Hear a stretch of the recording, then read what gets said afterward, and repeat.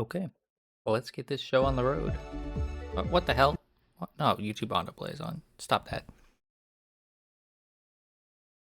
Okay, we're actually going to be playing some Mario today. Crazy as that seems.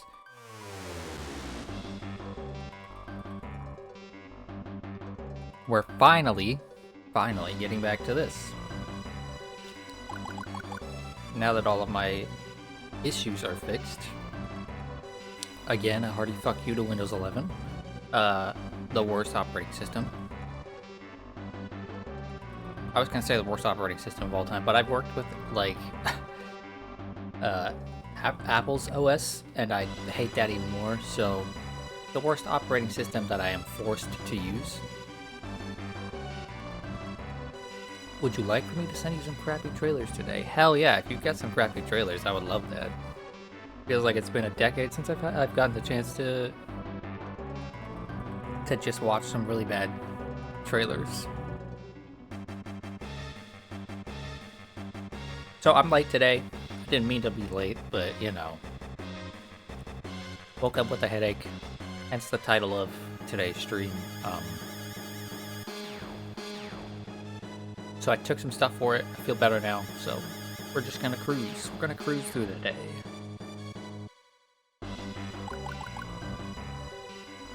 We're about halfway through this hack.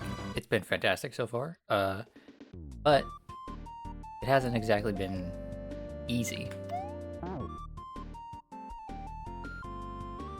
It has been a pretty difficult hack as far as what I am used to. Oh, I'm supposed to spin jump. Okay. That's a dinosaur is what that is.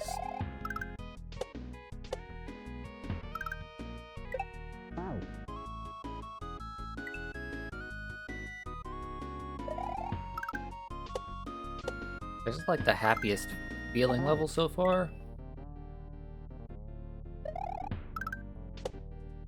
Oh, and if anyone could tell me how the audio sounds for the game, because I did do a test recording of it, and it sounded fine. But my sound setup is different than a lot of other people's, so...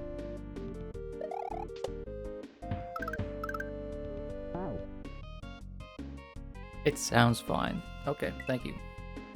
Just need so people can hear the absolute amazing music in this hack.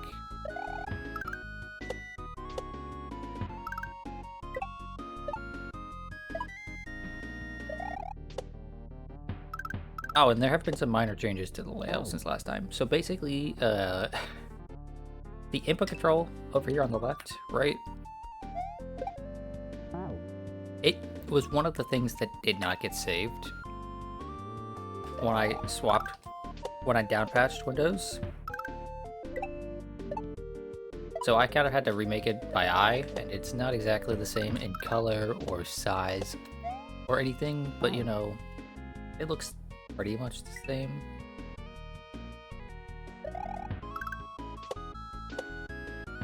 And I didn't want to spend a million years messing with it to get it exact, because I don't think it matters if it's exactly the same. What matters is if it's working and visible.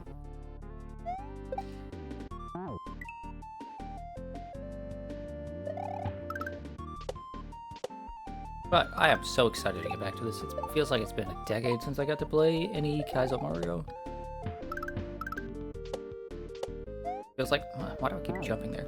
Feels like my entire life has been dictated by Fatal Fury, Rivals of Aether 2, and Final Fantasy 14 lately.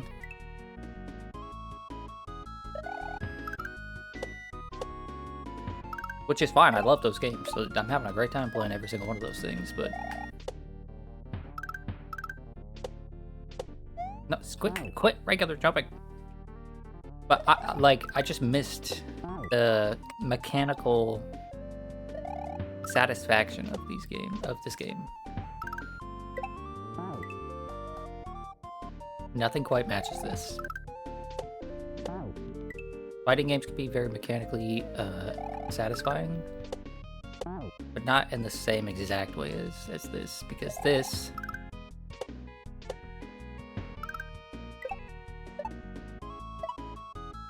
is like totally unique every single time. Or mostly totally unique.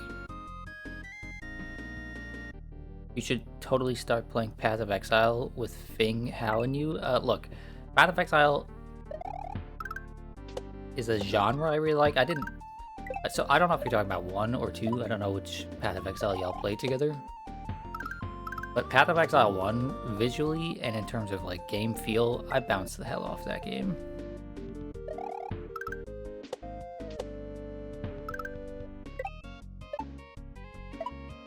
Something about it, like I tried to play it for like 2 hours and I was just like, son of a bitch, why do I keep doing this? I was just so uninterested.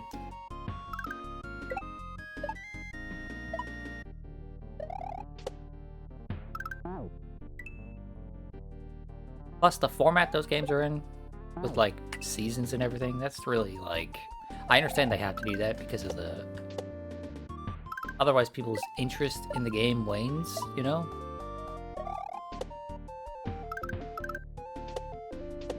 Spin jump, thank you. Otherwise people's interest in those types of games wanes, but I don't know, it's just not for me.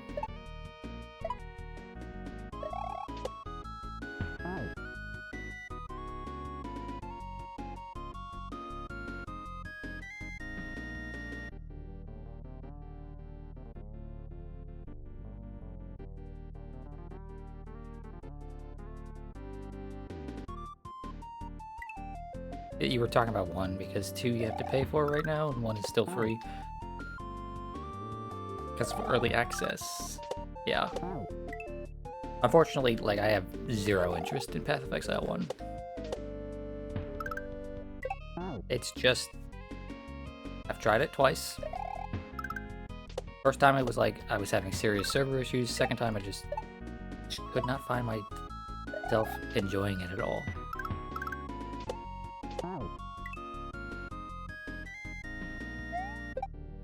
I feel like I've started every stream ever playing this game saying it's gonna be a rough one today, I'm gonna have to readjust, because it feels like every time I play this...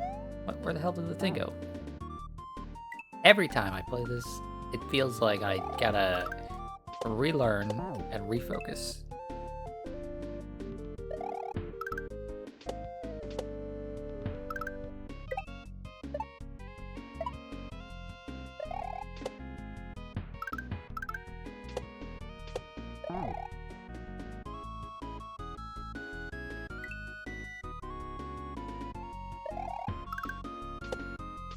Oh, so fun thing about downpatching, suddenly Discord won't recognize OBS is open and won't automatically hit streamer mode, right? So that's another thing I'm going to have to just remember to do at the start of stream now. But fucking stop doing that. Why the fuck do I keep jumping normally there?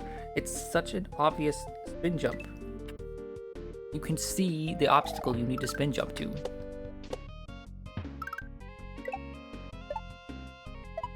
But yeah, another thing I'm gonna have to... What the fuck? Something just like exploded in my home. I'm going to ignore it because... I can? Oh shit. But something either just got knocked down or somebody ran into the wall or something. But yeah, another thing I'm gonna have to either fix or remember to turn on at the start of stream for fear of making people think they got a Discord ping. That is a pet peeve of mine. When someone is got Discord enabled on stream, right, and I hear a ping sound, but it's actually just their ping sound. New Borderlands games, specifically new one coming out. I don't know if you have any interest in looter shooter. I don't know if I've ever played any game in the looter shooter genre, but Borderlands specifically is like... That gives me the ick, as the kids say.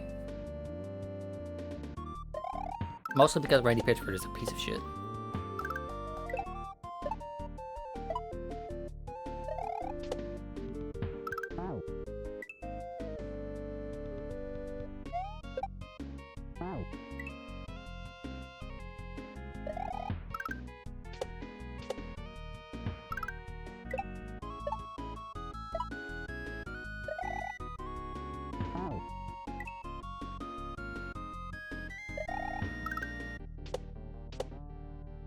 Also, isn't he charging like $80 for that game or some shit?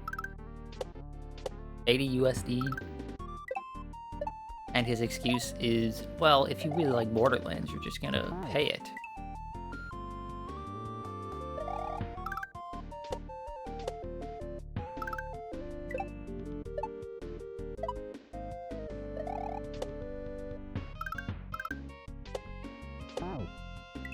We don't know yet. Oh, that's unfortunate. But guys, if you really like Borderlands, you're just not allowed to be broke, okay?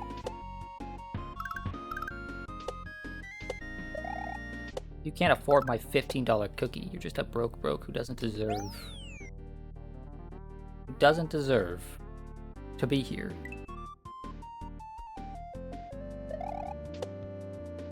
Oh, okay, I thought I was just bouncing immediately to the right. I'm taking a bite of my sandwich.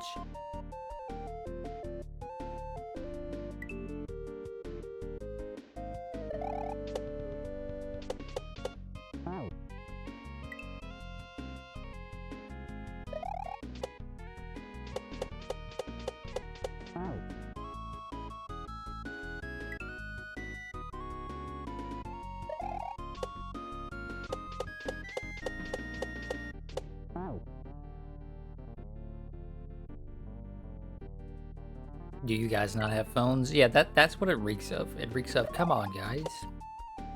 Support the industry, except games are making more money than ever. So really it's just corporate greed? And Randy Pitchford wanting to make more money? Which he already makes a ton of money, by the way. Y'all look at that man's salary.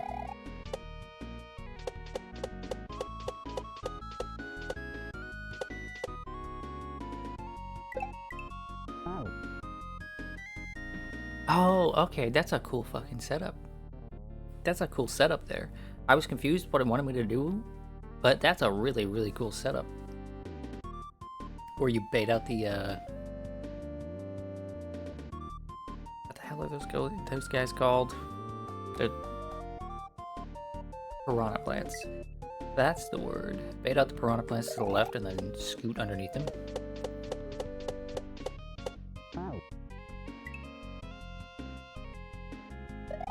Oh, so something that happened over the weekend, right? There was the Summer Games Fest stuff and the Xbox Live showcase. The Xbox showcase. I don't know if it was an Xbox Live showcase, right? And guess what, guys? Almost nothing interesting got announced. I know Hal was in here during the last stream, during the Summer Games Fest stuff, because I was live during it, talking about how it was just future shooters and anime. And that's not entirely true, right? We got a new Marvel fighting game, which is cool. Oh wow, that was fast. Best viewers on Twitch? No thank you. Goodbye. Yeah, so there's the new Marvel fighting game, the 4v4 one by Arc System Works. I don't remember if that was at SGF or if that was before, but that's something cool. 4v4 seems intimidating as all hell, but they said they have some plans to make it so that you don't have to learn four characters. Although I definitely am learning 4 characters if I play that game. Because it's way more fun if you learn multiple characters. Let's see, what else? We got a new trailer and a release date for the next Yacht Club game, Mina the Hollower, which I've been looking forward to for like 2-3 years now. Yacht Club's take on a 2D Zelda-like game. That's gotta be lit.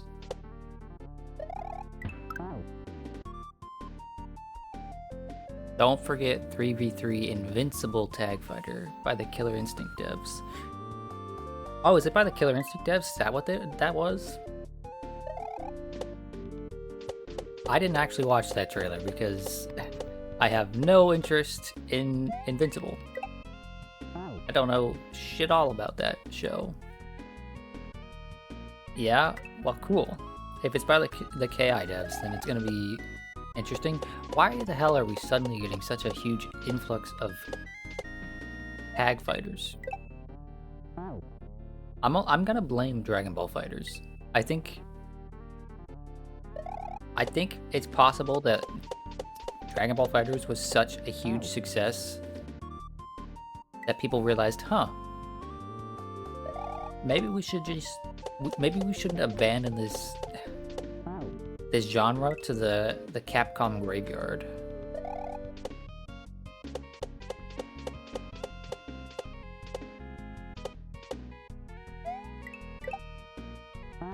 How am I supposed to set that up? How do I get back to the little squirrel with his nut?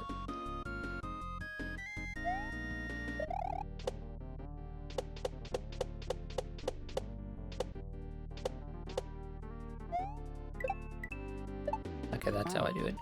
Okay, and then I bounce once in between those pillars, I think. So what else was announced that was cool? The next Resident Evil game, it was announced. I didn't watch that trailer because I still haven't played RE7 or 8. Those are games that are on my list, but, you know, just... it's gonna take some time to get to everything on my list because there's too many video games now.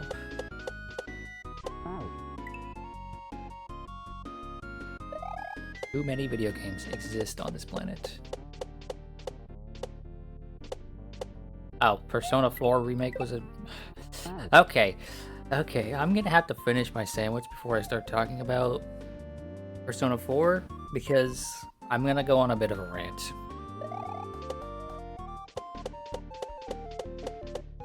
Game Freak game that's not Pokemon? I don't know. They were working on another, like, RPG, right?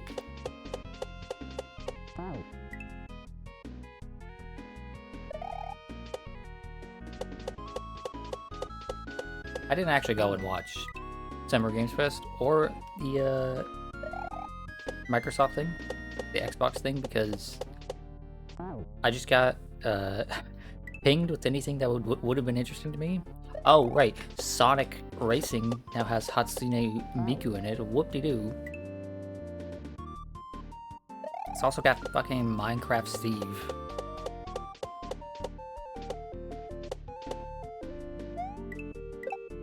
Of course, everyone in my life was like, you're gonna play this now, right? You love Hatsune Miku. Oh, son of a bitch. And no, I'm not gonna play that. The last Sonic Racing game was awful. Right? It felt like they developed it in 4 minutes. In terms of game feel. And I don't care about Hatsune Miku that much. Yes, my Elden Ring character is Shrimp Miku. Yes, I happen to own 2 Hatsune Miku figures.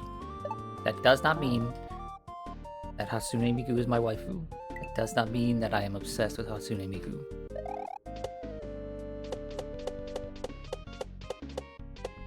I need that that Simpsons clip of Marge just being like, I just think they're neat. That's it. Okay? Of course, that's not going to stop anybody from making the joke because it's funny. And I know it's funny. I would make the joke too. I'm just saying, I had to come to my own defense there. Okay? Fucking, jeez, that's a hard little jump there.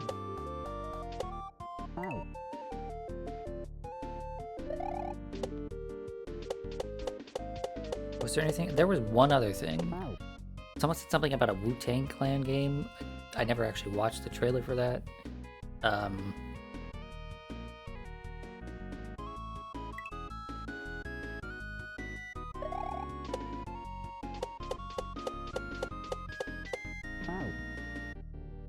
Hi, Zeal. Hope you're doing okay today.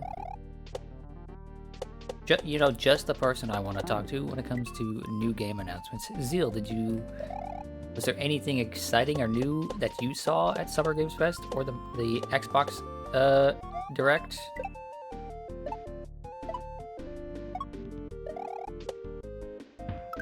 I know that you're always so excited for new game releases. Every day I wake up. .gif. Yeah, that's what I figured. On the settlement's boundary, he catches a heavy and foul feeling in the air. This is not a safe place. He must rapidly navigate through the village and try to find any useful knowledge to further his quest. Okay, first level taking us about 20 minutes, 19 minutes. Not too bad. Some of these levels have taken us more than double that amount of time, so... I can... Why is that little dude so hard to hit?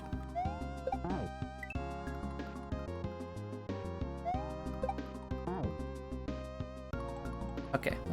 I'm gonna finish my sandwich, and then we're gonna talk about Persona, because I can't think of anything else that was announced. One thing that was not announced was, guess what, guys? We still don't have a Silk Song release.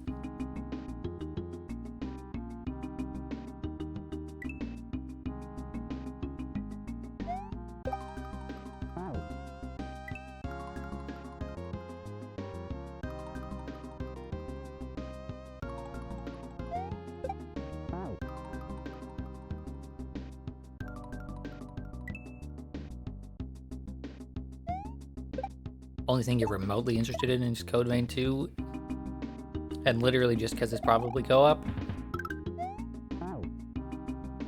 Yeah, that's fair. Code Vein 1 had a very cool character creator that was unfortunately missing a few options that I know people really liked. Namely, like, male character options. But I think the colors and the accessories and the way you could change everything in that game, it just made for a really diverse set of characters that you could create in it, right?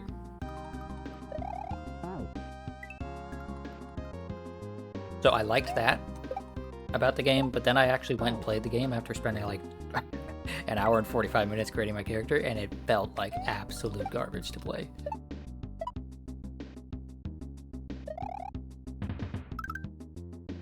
Oh right, the green ones fall off. I can't wait there.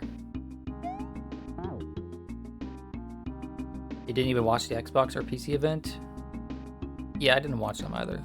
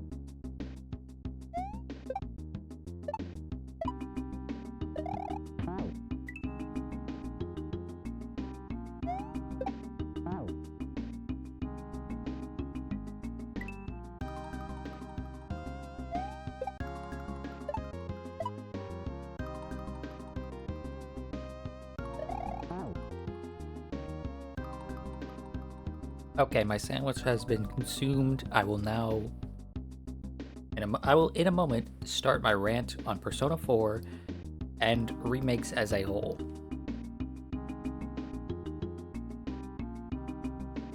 Just gotta take this antidepressant real quick.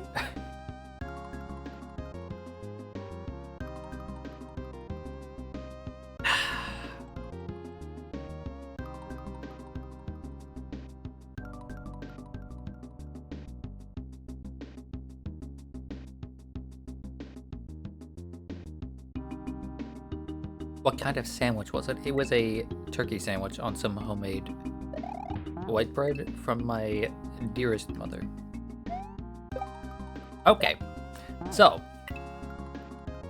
Persona 4 got a remake announcement. Persona 4 Revival, right? There were rumors going around for a while that this was going to happen. I was really hoping that it was just rumors. And I have my reasons for this, but, like,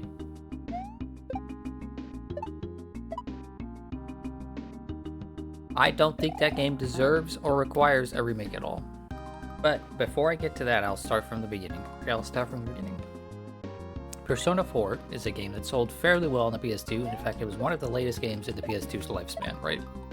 It came out in, like, 2009, I want to say, which was several years after the PS2 was, like, out of commission, basically.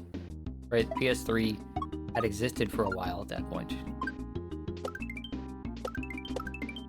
Okay, of course I get the fucking checkpoint there. Right? Oh, that's what you're supposed to do. Cool. Right? A fairly successful game that then went on to get a port. Actually, I then went on to get a new version on the PS Vita, which was, as far as I'm aware, the best-selling PS Vita game. And in fact, the only PS Vita game to leave a lasting mark on the industry of games as a whole, right? Persona 4 Golden was an incredibly well-liked game that got milked and milked and milked for years afterwards, right? Persona 4 Golden came out, then Persona 4 Dancing came out, then Persona 4 Arena came out, then Persona 4 Arena 2 came out, then, like, just so much Persona 4 content existed, right? So much Persona 4 content existed, and then Persona 5 came out, and the cycle started anew, except even stronger and better than before, right? Persona 5 came out about a year and a half, 2 years later. Persona 5 Royal came out, which was the same thing as with Golden, an enhanced version with new content. And they milked the hell out of Persona 5 as well. In fact, they're still milking Persona 5 to this day, right? That Sonic racing game I mentioned earlier, guess what? Joker's in that game, right? But back to Persona 4. After they were done getting the big, juicy, meaty games they could out of Persona 5, guess what they decided to do, guys? Guess what they decided to do? They decided to go back to the well of Persona 4.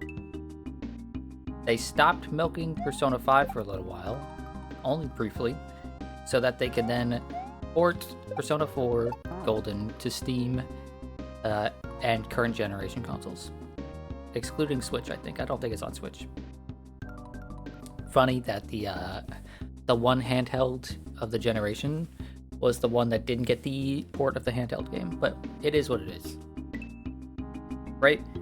Persona 4 Golden on Steam, I don't know about on the other platforms, then proceeds to sell something like 2 million copies in a matter of a month or two, right? Just absolutely blowing away everyone's expectations for that game, because Persona 4 was a game with a very, very incredibly high public opinion, but not a lot of people could actually play it, because playing things on the PS Vita is, it's impossible because no one owned a PS Vita. Right? Shortly after Persona 4 Golden came out on Steam and Xbox and PlayStation, and it sold several million copies. I have to assume that since it sold about 2 million copies in the first couple of months, on Steam that it probably sold between Xbox and PS4 probably about the same, right? Another few million copies. Right? Shortly after that, some rumors started popping up about a Persona 3 remake. Right? Because P3R was a domain that Atlas registered, or something like that. Or maybe they registered a trademark with P3R. They also did it with a few other things, right? Like P3, just other things that could be related to Persona. Right? And then guess what? A little while later, a Persona 3 remake is announced and comes out. And it's okay. It sells very well. Oh, okay, we're not supposed to hold the button there. It sells very well. People really seem to like it, except it didn't solve the one fucking issue that was supposed to be solved with the Persona 3 remake. Okay? I was one of the people that was really excited for the Persona 3 remake because Persona 3 has a problem. Right? Persona 3 has a problem of which version of the game do you play? You don't play the base Persona 3 because that's missing all of the content that is in Persona 3 FES, right? The festival version, which was a, I believe, 10-year anniversary game for Persona as a series, came out in like 2007, I want to say. Maybe 2008, maybe it was a year before Persona 4 came out. Right? Huge, big improvement from the original. It's basically just the original Persona 3 with extra stuff in it. There's almost no reason to play the original Persona 3. And so you might think, okay, that's for sure the definitive version of the game. Except, shortly after Persona 3 FES came out, they announced and then released Persona 3 Portable.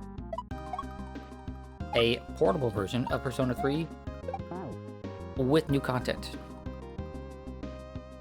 In fact, it adds an entire second playthrough of the game that you can do with a different protagonist to see different results, including main events of the story changing, right?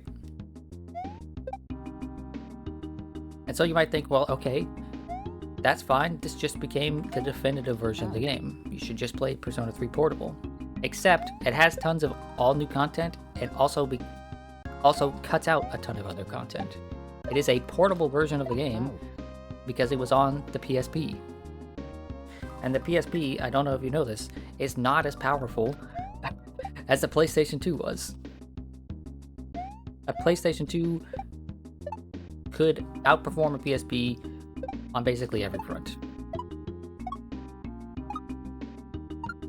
In fact, very often an issue with PSP games was that they were trying to be as responsive and as high fidelity as PS2 games, and they just couldn't do it.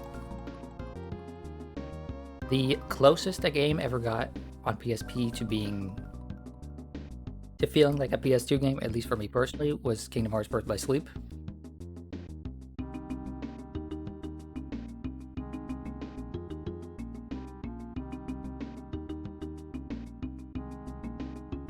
Right, closest a game ever got to being like a PS2 game on the PSP was the Kingdom Hearts games, and those, I mean, they're still lacking.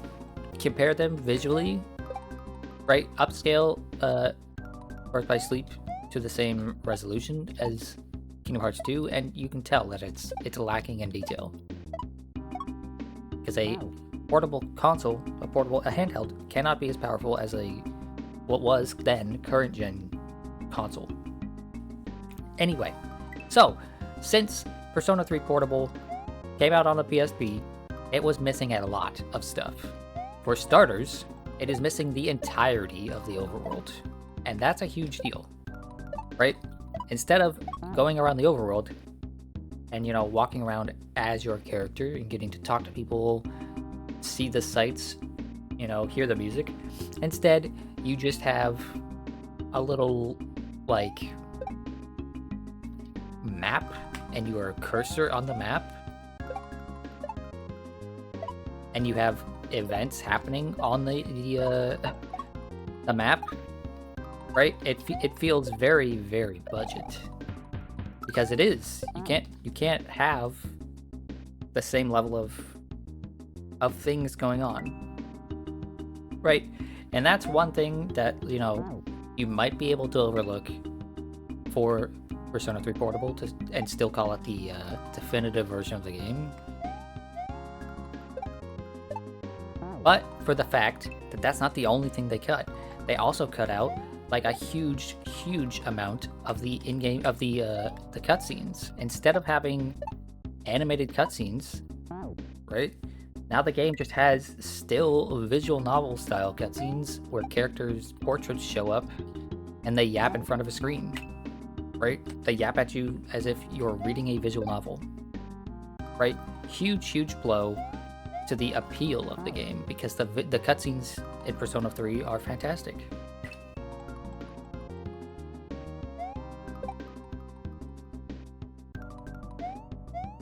On top of this, the entire game is rebalanced to have full control of your party, which the original Persona 3 did not have, and Persona 3 FES also did not have. So the way those games worked was that you had control over your main party member, and you had the ability to tell the other party members what style of play they should go for, whether they can serve SP, whether they go all out, right? Whether they defend instead of attack, that sort of thing. And the entire game is balanced around this. But Persona 3 Portable is entirely rebalanced. Anyway, these are the sorts of things that made people like me want a Persona 3 remake. And then Persona 3 Remake was announced. Everyone in the world rejoiced. Yippee, we're finally getting a remake that actually deserves to happen instead of, you know, fucking The Last of Us 2 remake. Because that's what we really needed. A game from 3 years ago being remade to look almost identical today. Right? No, it was a remake that deserved to happen. But then, as the remake got closer and closer to release, we got more and more details about it that were really, really stupid decisions. The first one was replacing the entirety of the English cast for seemingly no reason. These people have played these characters for almost 20 years at that point, right? In many different sequels, they're all seasoned professionals and very good at voice acting, with one single exception. There was one single exception for a character that really, that person should have been kneecapped, they should have been shot, they shouldn't be able to work in the industry anymore. I won't say who, because I don't want to bring any of that drama into here. But let's just say they were a bad person who did bad things, right? Because they were a bad person who did bad things. But they replaced the entirety of the English cast. People like me got very upset with that, because again, I have been hearing these people voice these characters for like 15-20 years. It's to the same level for me as when they announced that fucking Chris Pratt would be playing Mario in the Mario movie. Right? It's just like, what? Why? Why would you do that? You had someone who was doing a perfectly good job, in fact, a fantastic job, right there, and you replaced them with just this guy. Right? So that was the first thing that was announced that was like, this sucks, I don't like this. The second thing that was announced was the fact that it was going to just be the Persona 3 content, right? This is based on the original Persona 3 game, is what they said. Which led a lot of people to speculate on whether or not it would have content from Portable or whether or not it would have content from FES.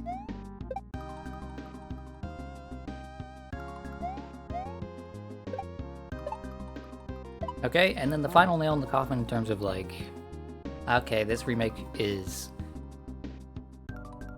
has no reason to exist, was the fact that in fact it wasn't going to be the PSP version, it wasn't going to be the FES version. When they said the original version of Persona 3, they meant the original version of Persona 3, right?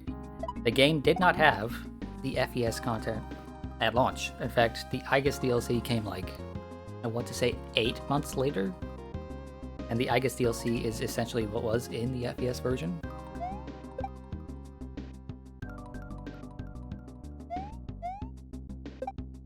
Anyway, I bought the game at launch. I played it. I thought it was just okay. But my conclusion is I would much rather play literally any other version of Persona 3 than that version, because this is something people don't mention because those other things were headlines and this wasn't. This is something you have to actually have known you have to actually have known P3 and played through P3 to get. But they changed the entirety of the entirety of the color palette of the game, which is a huge deal, and the entirety of the presentation of the scenes of the game, and some of the content that they added, which, by the way, they added new content into this game instead of adding all of the content that was missing from the FES or the PlayStation Portable versions of the game. They decided to add new content that has nothing to do with any of those things and genuinely doesn't make sense to have added, right? On top of all this, they just changed a lot of things about the game that make it feel different than the original. They added new combat stuff, which, everyone expected. Everyone I know expected to have full party control, right? That's kind of the reason people wanted the game. They wanted to have Persona 3 FES, but have the control of Persona 3 Portable. And that was fine, but they also added new mechanics without rebalancing how any of the bosses were designed, right? My biggest complaint when I was going through the game, before I had the time to sort of step back and look at it, was that very simply, the game was way too easy. All of the bosses were designed the same way they were in 3 or FES, the originals, right? But you had new mechanics to deal with them. Tons of new mechanics and more control than ever. So every boss felt just way, way, way too easy, and I was playing on the hardest difficulty.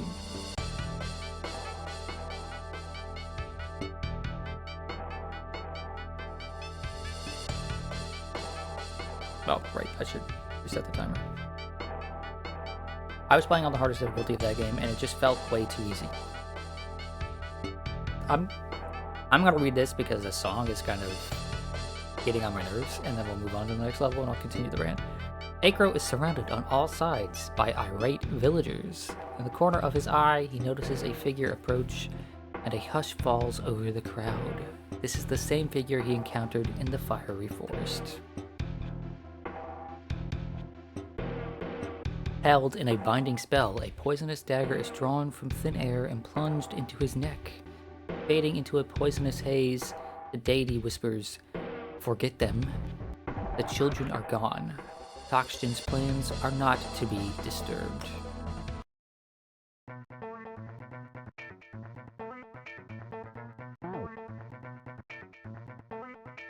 Oh, is this a level that wraps? Right? Like if I go left here, Oh. Oh. Okay, press R and I teleport. I swap spots. Okay. Anyway, right? The game was very easy because they rebalanced it, or rather, they added new mechanics without really rebalancing anything. A bit disappointing as someone that likes Persona 3 because a huge part of Persona 3 is just that it's fairly challenging at certain points in the story. Right? But after I had a lot of time away from the game, right after I'd finished it, I realized the biggest issue that I had with it was that they just changed shit for seemingly no reason. Lots of different scenes were just portrayed differently and had less impact in them. Okay? And I've had a lot of time recently to think about remakes in general and what bothers me about them. I have played quite a lot of remakes in recent years, as there have been a lot of opportunities to play remakes, right? Everything left, right, and center is getting remade. I joked earlier about The Last of Us getting remade, but that literally happened. The Last of Us was one of the highest fidelity, I was going to say best looking, but that's a matter of opinion, and it's not an opinion I share. It's one of the highest fidelity games on the PS3, right? It has a lot of detail in it. And then, like, a couple years later, like, we're remaking it again for the PS4, guys. Look at the difference. And the difference was, like, there are 2 more patches of grass on this screen. Right, on top of that, there's really famous ones like Final Fantasy VII getting remade and taking what is, like, 10 years at this point for all 3 of them to actually be out and done. There's other things, like currently there is a Trails in the Sky remake that's about to come out. I'm not looking forward to that, despite the fact that Trails in the Sky is a fantastic, absolutely beautiful game. And the Trails series is one of my favorites. Right, there's just tons and tons and tons of remakes all over the place. And I've come to the realization recently what it is my issue with remakes. And it's not the fact that they exist. It's not the fact that they give new players a chance to experience the game. It's the fact that they are just actually slop content. Okay, I watched a video recently. It was talking about content that falls under the category of slop, right? They were specifically mentioning Netflix movies that are designed to, basically designed to exist, right? And to be watched, but not to be cared about.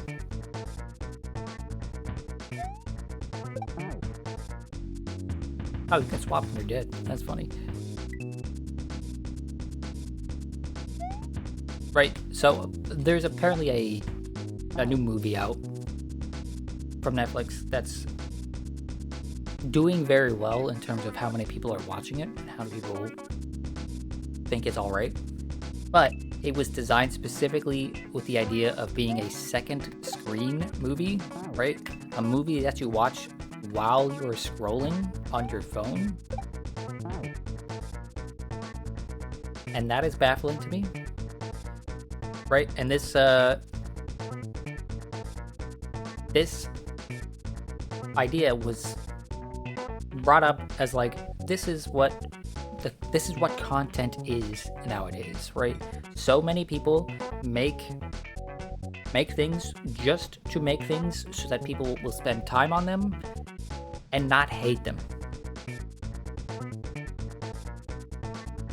And when I finished this video, it had a very valid argument. It went pretty hard into detail about the idea of slop and what qualifies as slop and how you can identify slop. And I realized to myself that, at least for me, so many of these remakes, they're just slop.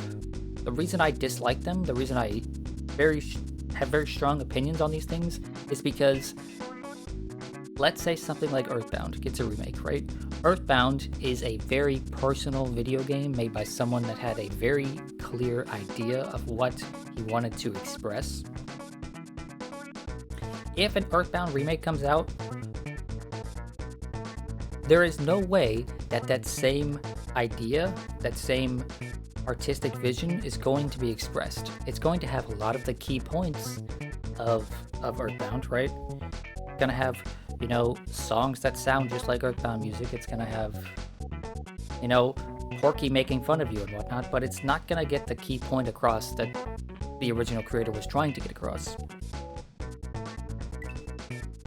And that's my issue with remakes, and specifically my issue with Persona 3 Remake, was that, like, yeah, this looks like Persona 3, it kind of plays like Persona 3, but at the end of the day, it's just not Persona 3. It's very similar, but it isn't Persona 3.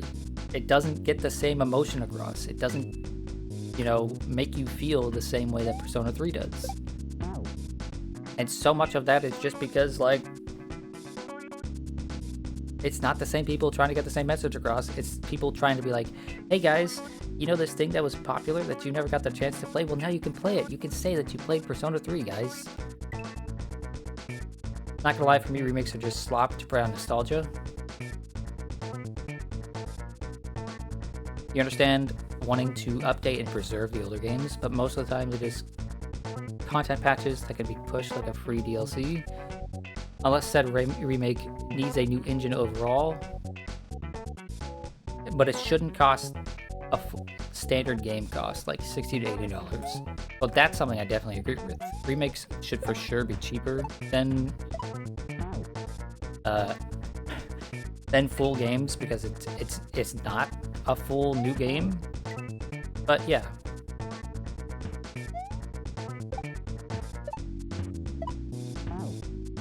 This jump is tricky here. It definitely is nostalgia bait, and so many people go for the argument of like, well, it's about preserving games, but you're not preserving the game. It is a new thing. It's a totally different thing. That other thing still exists, or still doesn't exist on modern platforms. So, on to Persona 4, right? Persona 4 is a game that does not need a fucking remake. Okay? It has been, if your argument for remakes is that games need to be preserved, great. It is preserved. We literally got a port on this generation of systems, not the Switch 2, which is the start of the next generation, right? On this generation of systems of Persona 4, of the version of Persona 4 that people love. Personally, I prefer the old version of Persona 4, the original. I think it has... How do I put this? I think it better lands its ending because it doesn't have a bunch of useless fluff. And Persona 4 Golden does have a bunch of useless fluff, at least to me. But like, so many people argue that it's for game preservation, but it's not about game preservation because you're not preserving the game. You're creating a carbon copy of that game that, at the end of the day, just feels cheap. This level's gonna be hard because of where my R and L buttons are on my controller. I have to hit that shit with my pinky.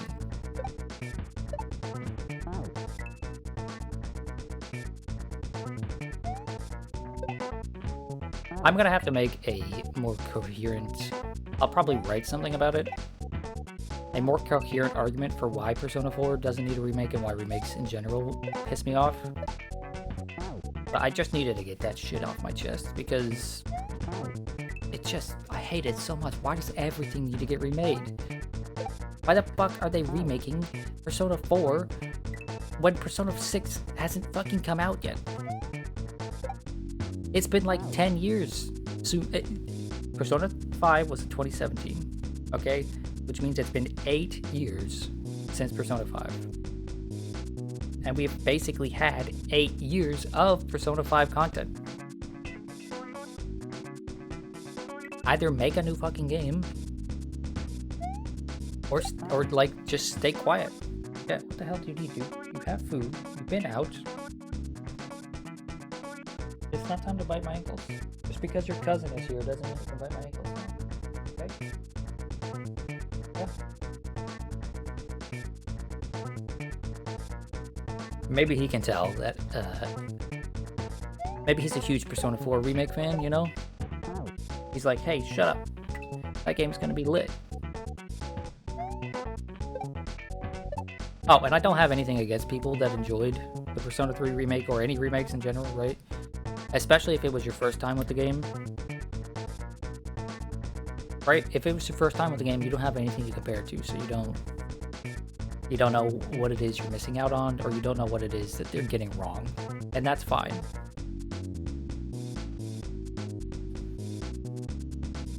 But I do know what is different about it. I do know what they're missing out on. And to me, Persona 3 is an incredibly important game to my life, as is Persona 4.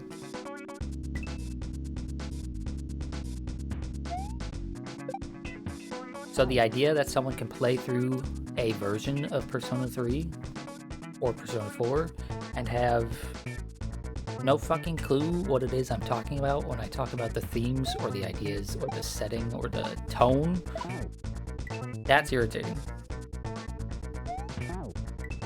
And that's another big point. Like, I don't like bringing it up because people are very against the idea, but when I talk about a game with someone and I find out that they played the remake and I played the original, it feels to me like we're just not even talking about the same thing, because oftentimes we aren't. Because so much of the experience of those games is sanded out, right? They cut it so that it's not the same thing as before.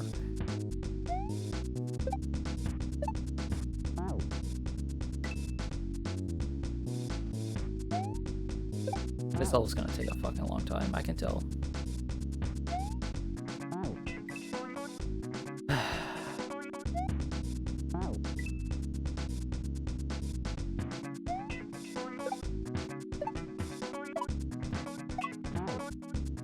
Oh, right, I gotta wait on that bit.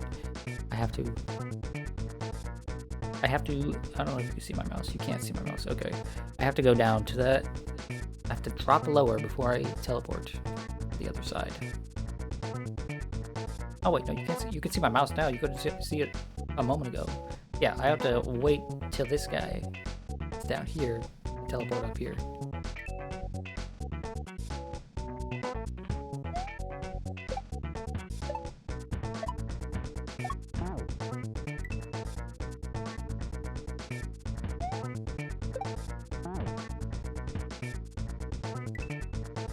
You know, this might lead into another rant I have, but I'm not sure if now is the time for that.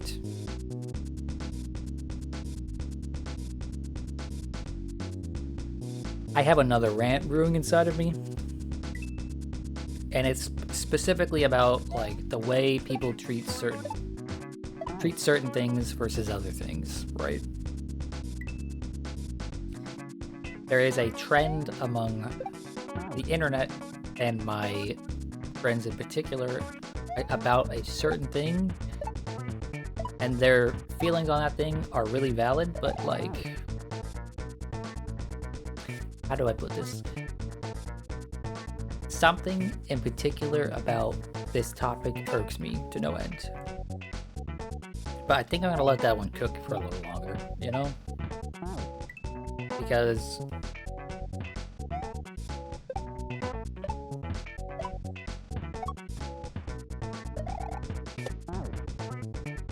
what the fuck? Oh, okay. If I can land on... No, I cannot land on that platform because there's vines in the way, right? That's gonna be a tight jump there. This level is gonna be rough. This level might be the whole rest of this segment of the stream.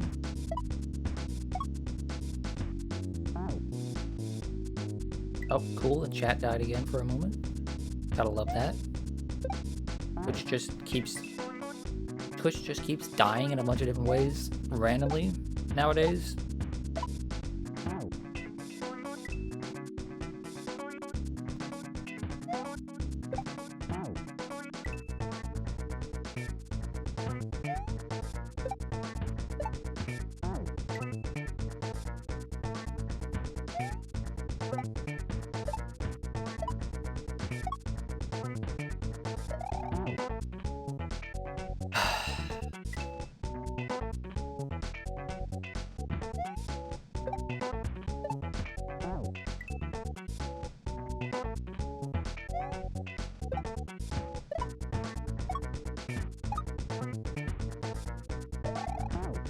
Dude. This shit right here, a little bit irritating because of the way it's laid out. And I'm sure this is just a thing that they had to do. Fucking hell. I have to bounce off that dude and then immediately teleport. I'm sure this is just a thing that they do because of the way Mario levels need to be, but it's very angular, right? It's wanting me to do these... It's very angular. It's very up and down, right? Straight. but it's wanting me to do these jumps where I'm going at a diagonal and then changing, and so that makes it so that like I bump into the edge of things all the time. As I'm teleporting, I mean.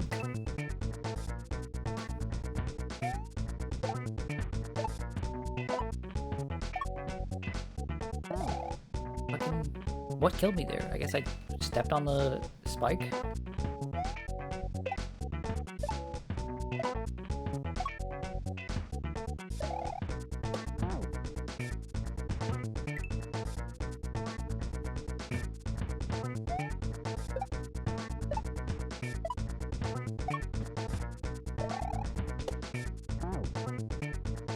I didn't teleport.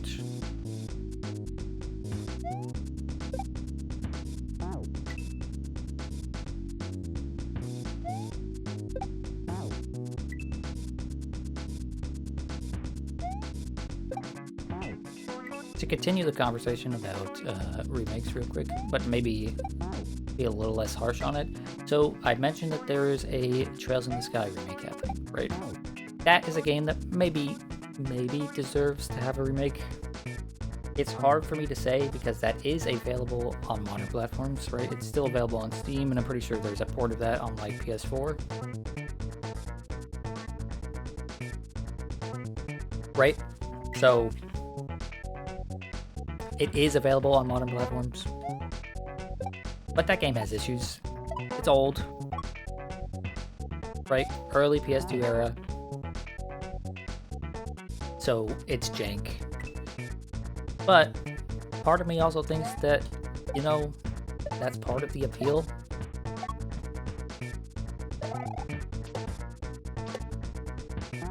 Fucking what in the fuck?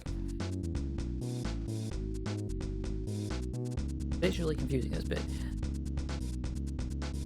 Okay, so I'm a firm believer that what is the term people use? Friction. That games need to have friction, or at least most games need to have friction, right? Part of the friction of the original Trails games is that they're kind of the combat kind of sucks. And it sucks in a way that makes you like, you really need to learn the systems in order to get through them.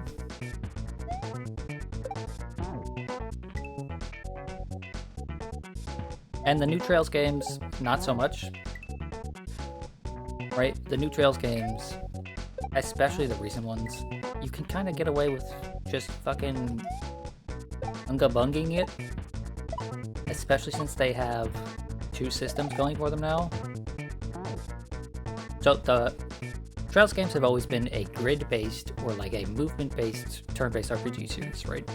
Where you have a field. It started out as a grid, right? Where you moved 1 square at a time. And movement was a part of the turn order, right? You had to get close to an enemy within the range of whatever character you're controlling in order to attack them. Like Fire Emblem? No, not quite like Fire Emblem. So in Fire Emblem was a classic tactical RPG, right? Where like movement is basically the entire game. Each person is like a chess piece, and once you move them near someone, once you move them near someone, that's when the action happens. This is rather like a classic turn-based RPG where like you hit, say, a random battle. They're not random in Trails games. You can see the enemies before you engage with them. But you hit the battle, and then you move inside of the battle. Right? And movement is just a part of your turn. For that individual character. Right, so Trails has always been a series about that. But in the most recent games, they also have a system of real-time combat, where before you engage in the turn-based combat, you can decide to smack the enemy around a bit and weaken them. Or if they're, weak enough, or if you're patient enough, you can just kill them outright in the real-time combat. Right, so the remake of Trails in the Sky is going to have that style of combat, and I think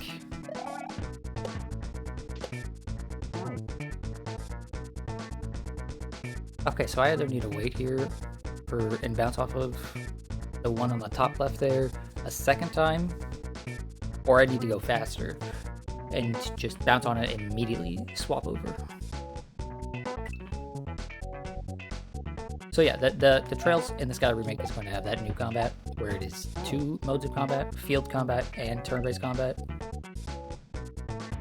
And I think that's going to get rid of a lot of the friction in that game.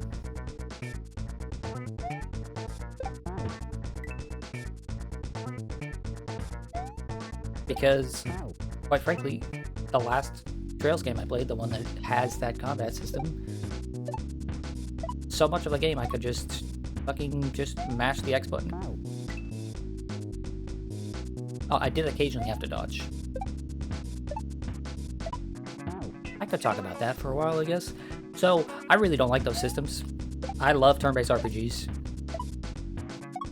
And I love action RPGs, right? I just kind of hate when they're together. Because they get the worst of both worlds. Whenever anybody does that. I have not played a game that's been like, this is the best of turn-based and the best of real-time, and it's actually been, like, good. You're talking about Tales of Arise, I'm talking about Trails. So the last Trails game I played, it's not the most recent one, it's the second most recent one in English, which is, what the fuck is that game called? Trails Through Daybreak, right? Trails Through Daybreak. It has a system it has the field combat system and the shard combat system. And basically the field combat system is a very simple action RPG system where you have a dodge roll and an attack. And that's basically it. You also have a strong attack. And you can smack the enemies and dodge their attacks. Every enemy in the field basically has like 1 attack, 2 if they're a really big enemy. So the field combat is not the focus of the game. The focus is supposed to be that you hit them in the field a few times and maybe stun them, and then you go into the shard combat, which is the turn-based combat, and then you fight them that way, right? But if you're a really patient person like me, or, you know, someone who doesn't like the shard combat, like me, you can just smack the enemies for like 4 minutes straight in the field, stun them like 6 times and kill them that way. And that is very often what I did.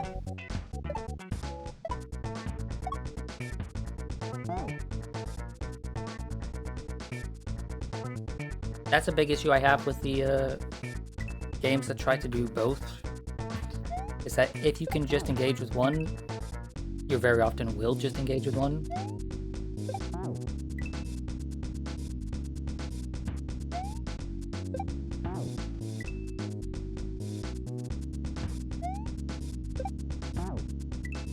Why am I suddenly messing up this jump? No, it's because Hao's here now. I blame Hao.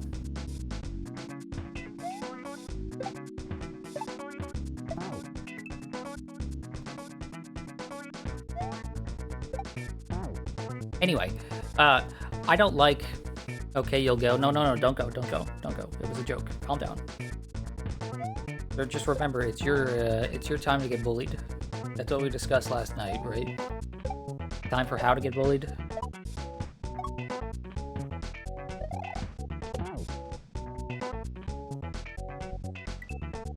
Anyway, I have come to very strongly dislike any game that's like, it's like turn-based combat, but better. Right? Because what they mean by that is like, it's nothing like turn-based combat. We don't like turn-based combat. And we think you don't like turn-based combat either. And that's just not true. I do like turn-based combat. In fact, I fucking love turn-based combat.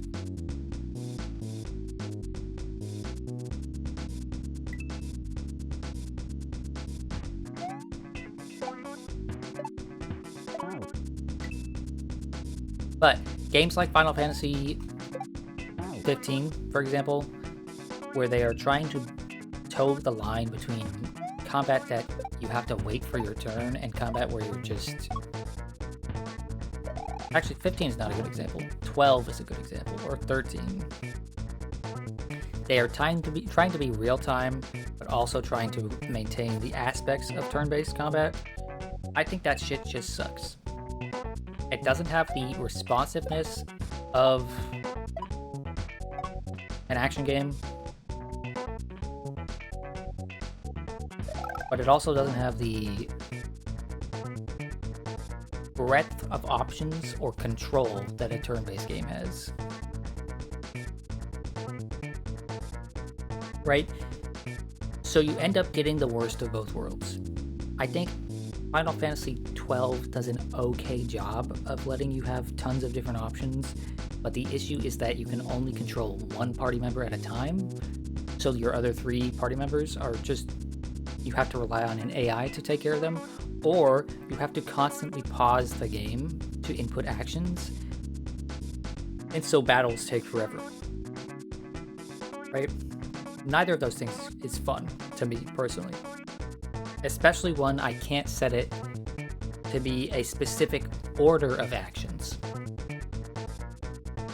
So Persona, no clue where that came from. Final Fantasy XII has a system where you can set priorities based on health, based on your health, based on enemies' health, or like a few other parameters, right? There's a character in that game named Balthier. He is a pirate. He has thief-like abilities, including steal. All I wanted to do with that character is set it so that his first action and his only action, until it is successful, is mug or steal, right? Just get an item from every enemy that he comes across, because that's what I would do if I was in control of him in a turn-based system. Right? But, unfortunately, the only parameters I could set for the large majority of the game was based on his HP or based on the enemy's HP. So, if I started a battle and I knocked the enemy's HP lower than the parameter I set, he would skip his steal turn, right? He would just go straight to attacking the enemy, because I had it set so that he steals if the enemy's HP is like 80% or 90% or more, something like that, right? That way on the first turn, he would just go for a steal. But if I did that, if the first hit I landed on an enemy before he had his turn, knocked them below 90% HP or 80% HP, he would just not steal anymore. Right? So the other option I could have used and tried using was, if his HP is 90% or more, his turn should be to steal. Except that led to plenty of situations where he would just steal over and over because we're fighting an enemy who'd never hit him. His HP was just always above 90% because he's not the main character in terms of like the one that's getting hit by the enemies. Right? So I either had to deal with a situation where sometimes he's just not going to steal from an enemy that I really want him to steal from, or all he's doing is stealing. And that was incredibly frustrating. I would have vastly preferred if I could have just been like, here is a set of 3 turns that you do at the start of every battle. But I wasn't allowed to do that. Okay? So what I ended up doing was having to just play him throughout a huge portion of the game, because I really just wanted to steal. I wanted to steal items from enemies, because I know that RPGs like that, and it was true, often have very useful items from enemies. And I got quite a lot of useful items from enemies, but I had to do it. I had to dedicate so much of playing the game as just playing Balthier. Because I couldn't get the CPUs to agree to do exactly what I wanted in the way that I wanted them to do it.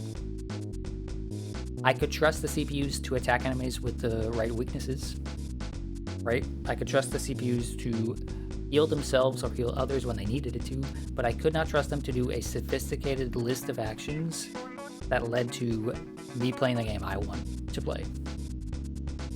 That is a huge issue I have with systems like that. I don't think Final Fantasy XII system is bad, it's just not what I prefer. But systems like 13, and especially systems like 15, I fucking hate those systems. I think 13 gets away with it because of the paradigm shifting you can do. You can shift between a bunch of preset team compositions, right? Where each one has a different set of priorities, and you can do that on the fly, and that's neat. But 15 in particular just sucks. 15 just sucks when it comes to that, because it's 90% of the way to an action game, but it still has turn-based elements to it, and it's just the worst. And it's hilarious to me, because the only game that has ever been an exception, the only game series that has ever been an exception to this sort of distaste I have for this in-between between turn-based and action games is another Square game. It's fucking Kingdom Hearts. It's the only other game. It's the only game series where it's like, yeah, okay, I kind of have to take turns here with like the items and systems like that, but it's mostly just an action game. And Final Fantasy 15 and Final Fantasy in general could just be like that, but it's not. And it sucks ass. 13 systems sucks ass because it was 12 systems with the control taken away from the player entirely. It also hit a bunch of shit. Yeah, basically. So 12 system, it just doesn't allow me to do the exact things I want to do, and that's why I didn't have a ton of fun with it. 13 systems are just so automated. Right? They have a grid, like a sphere-like grid, like, you know, they would have in Final Fantasy X, except way worse than the sphere grid from Final Fantasy X in terms of like what you can actually do with that system.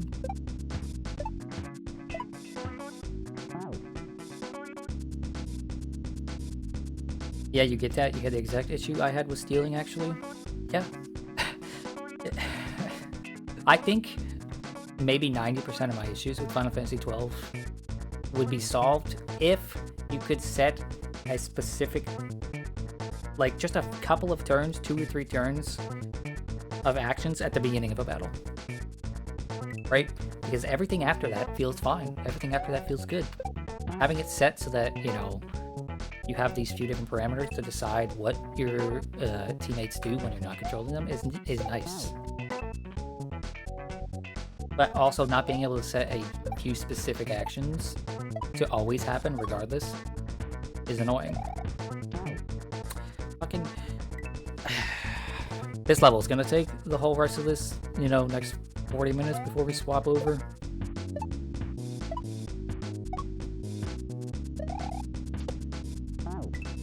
Mostly because I can't get my head around that section right there. I'm just kind of trying to fucking blaze through it without thinking.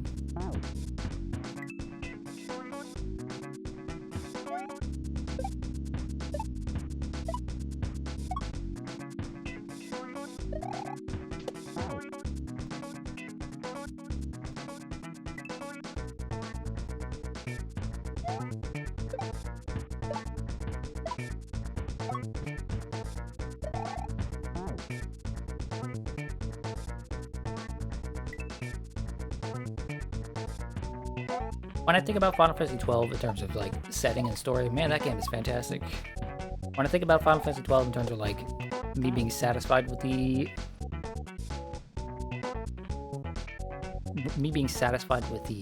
combat, that's what really disappoints me about that game, and that's why I can't say I dislike that game, but I also can't say that I particularly like it.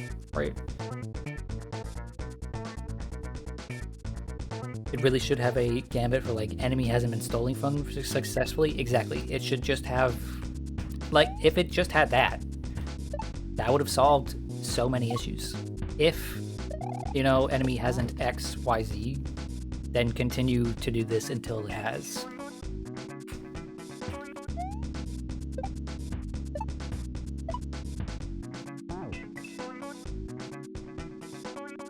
What's the name of the princess in that game? Is her name Ashe? A-S-H-E, right? Or something like that. I remember I had a setup with her that was like incredibly satisfying to use against certain enemies because she would just hit them. She would just hit them with like every hard-hitting spell in the game and they would just melt. It was fucking bomb. Okay, I need to bounce on that a second time.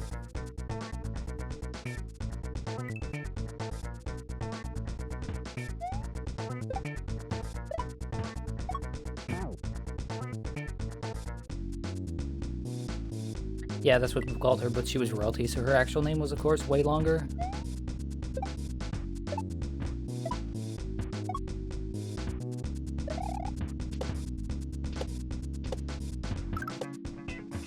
What the fuck did I hit?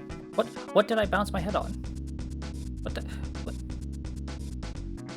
Was it the ceiling? Was I, like, not supposed... I guess I bounce down there a few times, and then I do one big bounce and swap. Okay.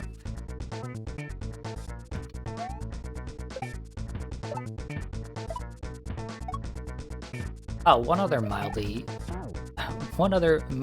upsetting thing about Final Fantasy XII, and this is entirely a skill issue, I will admit to this, was that I could not find a setup that I liked with Fran, right? I think she's a cool character, right? Tons of cool stuff surrounding her lore, and, you know, she's also very pretty, but I could not find a setup with her on my team that, like, made me make her feel useful. And the entire game was just like, what the fuck am I supposed to do with this character? But that's entirely a skill issue, because I'm certain there's things you can do with her to make her good. You literally only used Vaughn, Bach, and Valthier. Yeah.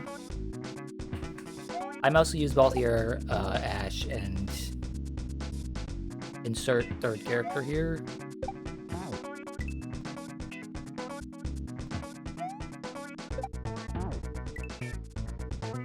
Because I could not find a third character that I could, like, figure out what the fuck to do with them.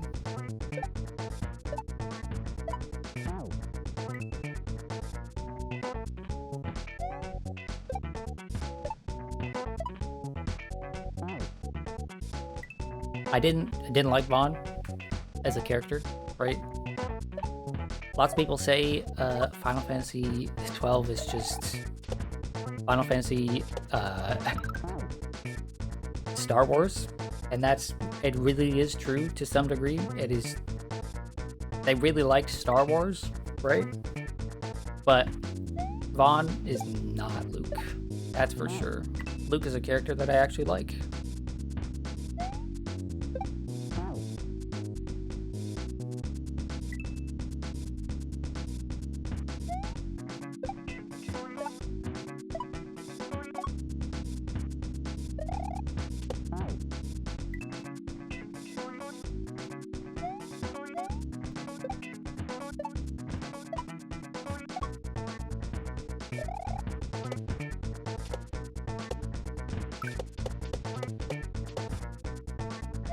Oh, fuck me. Oh, fuck me, that's gonna be difficult.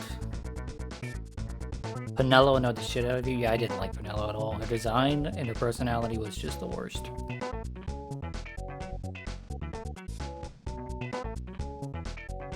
Character designs in 12 felt similar to me to character designs in 10, Final Fantasy X, right? In that, wow, some of them are really great, and some of them are the worst fucking thing on the planet. And Penelo fell into that second category for me. Right? She was... Looking at her hurt my eyes.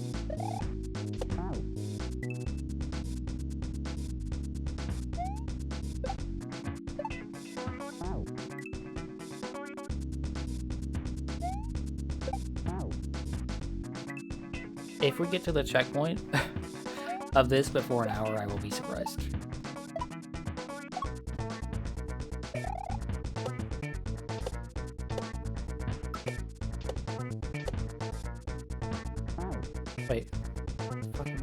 Okay, I need to jump there and then swap. So, I don't know why. I thought I could just swap and then be on top of the teleport there.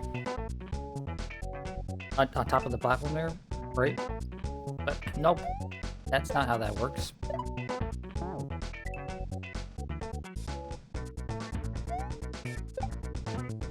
Yeah, Penelo was annoying, and Van just sorry, never got interesting.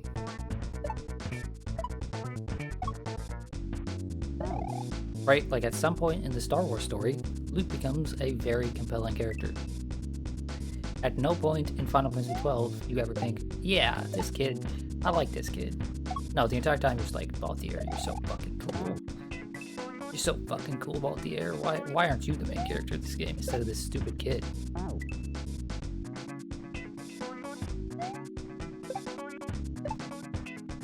At least Final Fantasy XII does a pretty decent job of like giving each character like a relatively equal amount of screen time. You know, like they all do things. It's not just a scenario where like you're playing Xenoblade and it's all about Shulk. Meanwhile, you're just like, bro, Shulk is lame. Let me just play as what's his face. What is that guy's name? What the fuck is his name? Am I stupid? What the hell is that character's name from Xenoblade? Dunban, yeah. The entire time I'm playing Xenoblade, I'm just like, let me just play as just Dunban.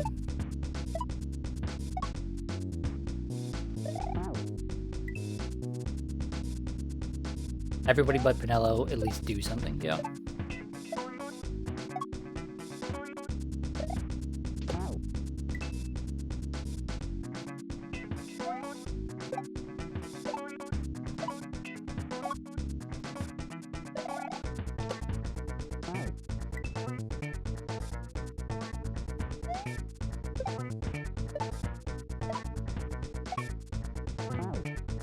What the fuck? How did I... Okay, well, I thought it was fine there, but I guess not. Just suddenly teleported into the ground there.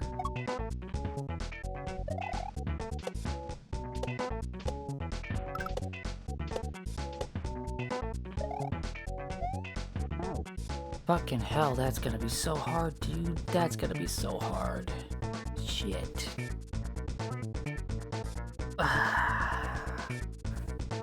Okay.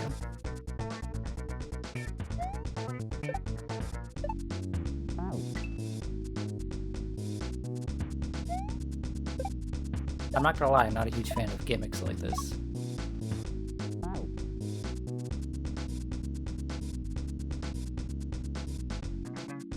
I have done one other level like this on stream, right? That level with the springs a while back, where you had to throw springs into those nets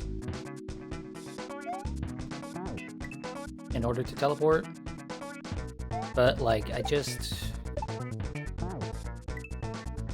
have a very, very difficult time looking at the things I need to be looking at in order to properly align. This level's cool as hell, honestly.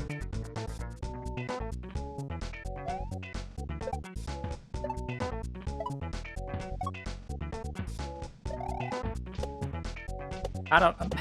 Look, it is a cool idea. It's just that, like, it is not a new concept to me.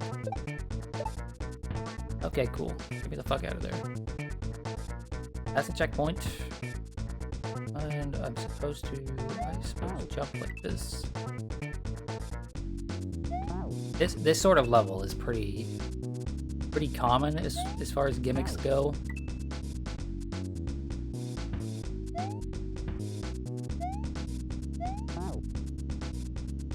Okay, I spin jump there on top of the muncher looking thing.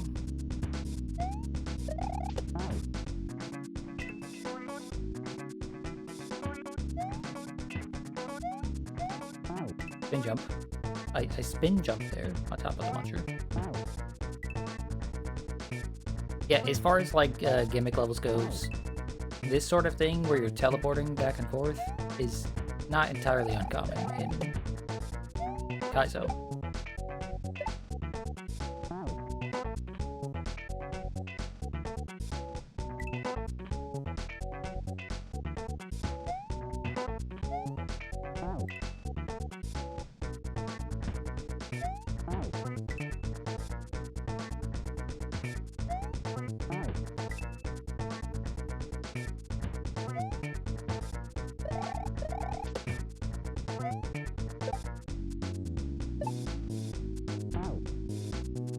Wait, what the fuck? Am I supposed to... I'm confused. I think I'm supposed to be on the lower one there?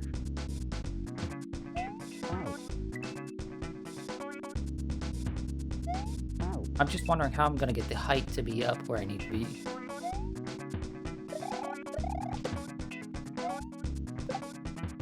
Yeah, I guess I need to be down there.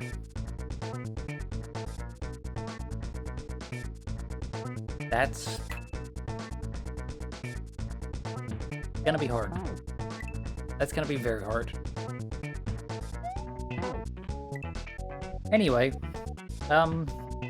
video games are fun.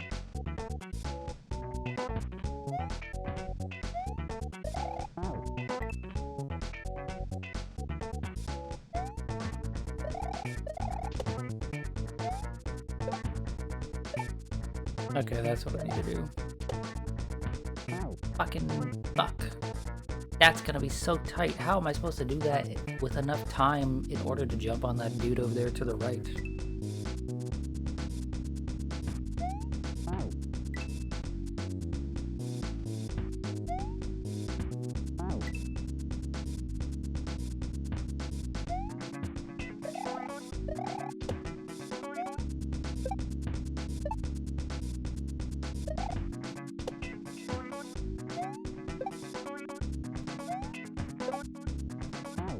What? Fuck you, game. I'm... It's because I touched the spikes on the right. If that was the end of the level right there...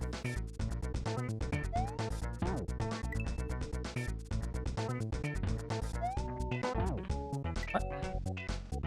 Also something I've noticed, you don't teleport just the moment you click the button. There's a slight delay.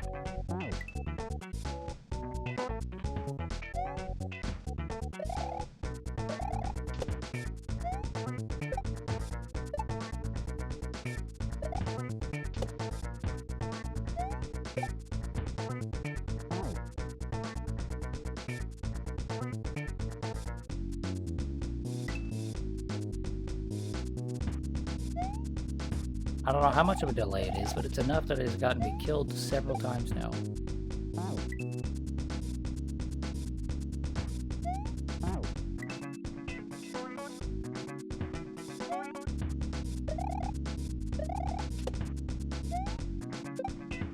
If I had to guess, I'd say like a 2 or 3 frame delay.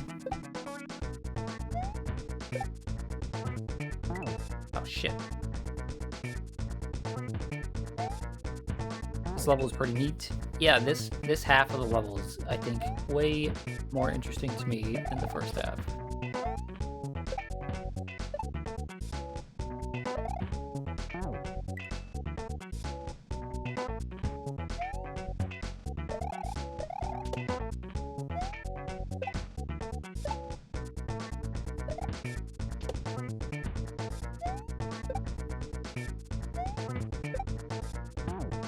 How in the fuck? I guess I'm just supposed to immediately spin jump?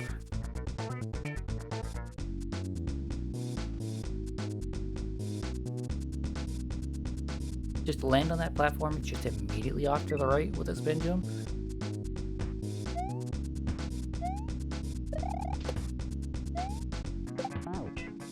What? I got hit by the dude falling? That's funny. That's fucked up, but it's funny.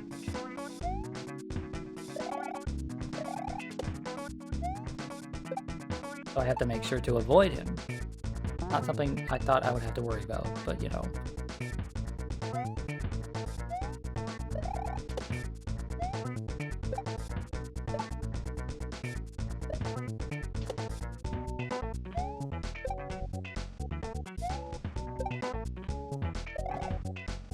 What the? Oh, I thought they were both going up.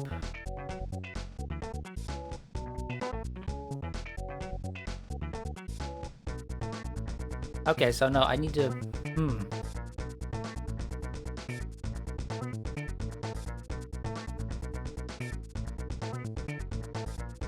I'm not quite sure what I need to do there. Will I have enough time if I just jump to the right? Spin jump to the right to hit that little dude on the bottom?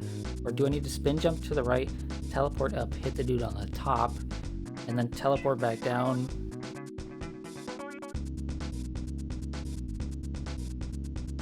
I don't know. Guess we'll have to find out. We'll just have to wing it.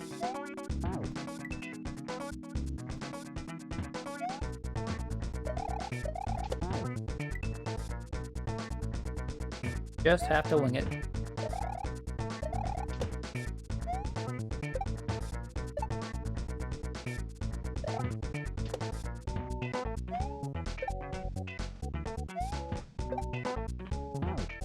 Fucking... Ah!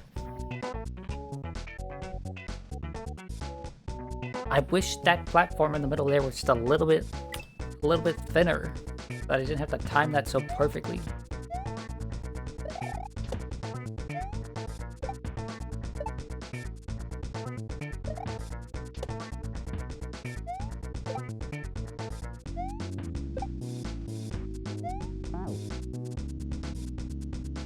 How is that one not it? Because, like I said, there is seemingly a little bit of a delay between when I press the teleport button and when I actually teleport, right?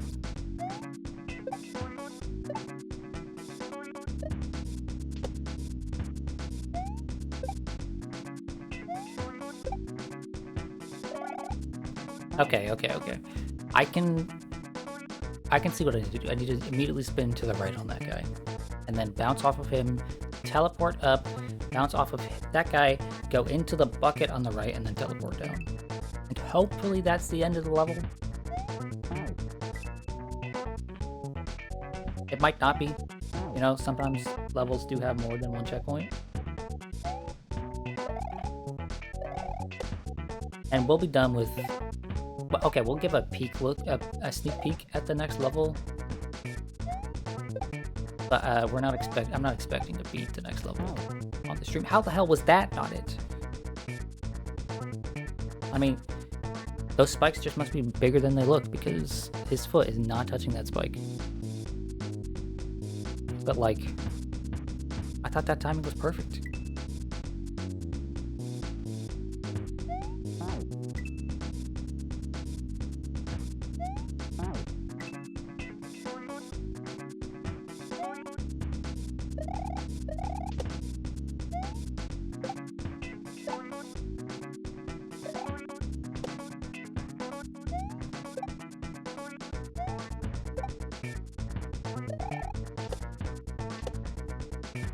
There we go. Hell yes. What? Oh, okay, I thought that was a boss and I died. Okay. 54 minutes on that level. Eikro wakes up from his poison-induced slumber drenched in sweat. He knows this place contains information regarding the whereabouts of the children and Toxgen, but first he must break free from this cage. Ripping apart his pen, he disposes of anyone in his way. Unfortunately, the evil priestess has vanished, but he does discover a map of the location of Toxgen's temple. Time to find a boat and get to the Western Great Sea.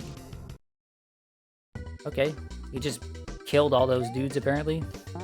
Just wasted them. Oh, I was trying to teleport there.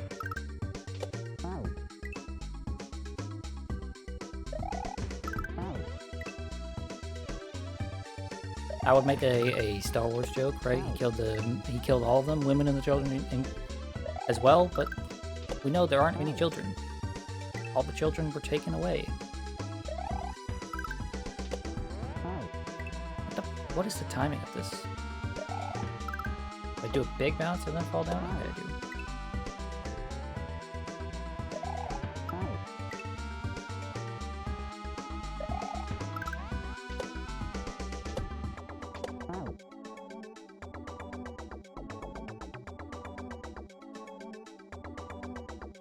What's the game want from me here? So I'm not putting the timer up for this level, simply because I don't feel like it, and we're not going to be on this level for much longer. Actually, we have 15 more minutes. Fuck it. Let's time this level to... We might get to the checkpoint in 15 minutes, who knows?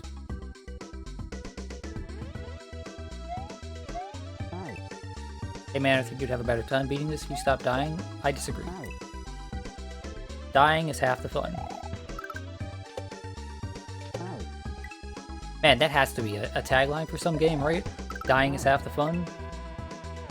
What about that one game where, like, you couldn't actually die, right? You could break apart into a bunch of different body parts, but then you'd have to recollect yourself. Does anybody remember that game? It was like a 360 era game, and a lot of the ads had, like, you rolling around as a dismembered head.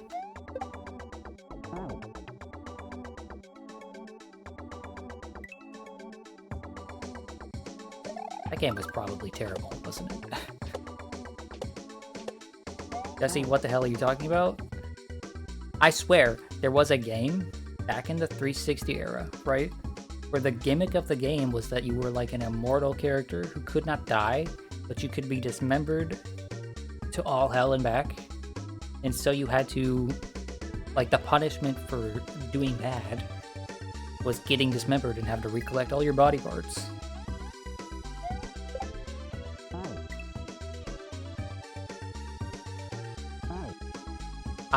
I'm looking it up right this moment.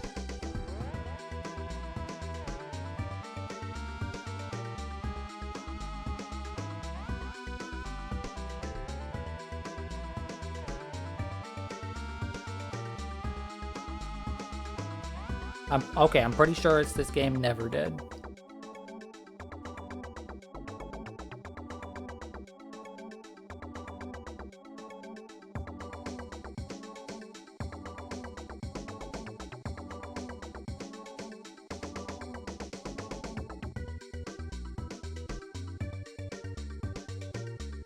Were you playing as a zombie going through an obstacle course? I don't know. I think it was a third-person shooter.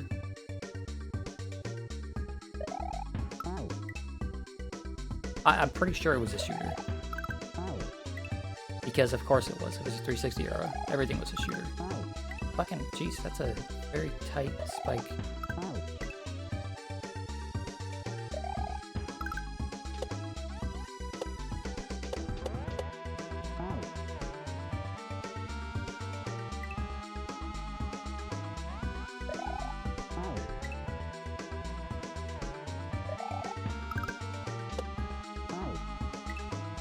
Before we swap over to the second segment of the stream, we're definitely for sure looking at Never Dead.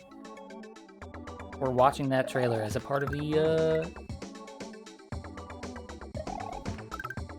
part of Cryo's Corner. Even if Cryo didn't send me any trailers today, right? We're for sure doing that. What the fuck?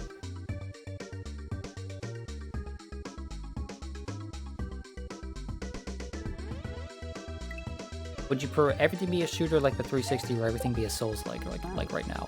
For sure, shooters. At least I enjoy the genre of shooter. Whereas, I'm so fucking tired of Souls-likes. Oh, you sent me 5 trailers. Thank you, Cryo. Gonna be a good day, although I didn't test to see how loud the soundbite is of you screaming for the segment. So it might be very loud, it might be very quiet. Let's have to find out together. That's one of the things I forgot to test when I swapped, when I downpatched Windows.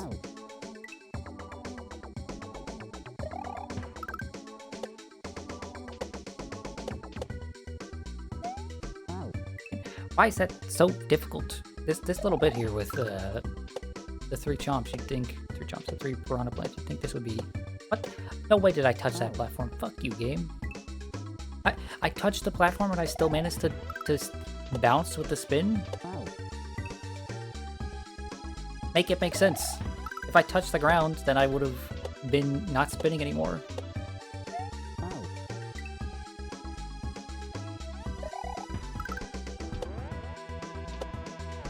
Are you telling me there's a couple of frames when I touch the floor, but I'm unactionable? How dare you?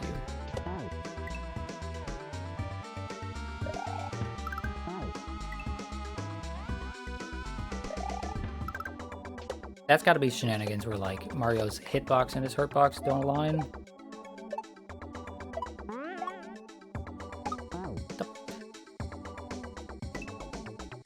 Yeah, there's no way we're getting to the checkpoint in the next 10 minutes.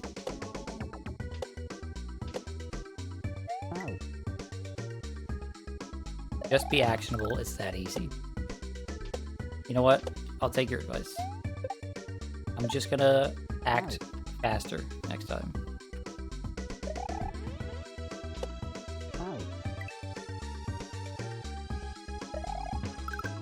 I feel like we've done a level with this music before, but I don't mind because it's good music. Nope, not what I need to do. Simply do something that is impossible to do, which is act before the game lets you act. A good player would have beaten this level in the 1 second it takes for this black screen to happen.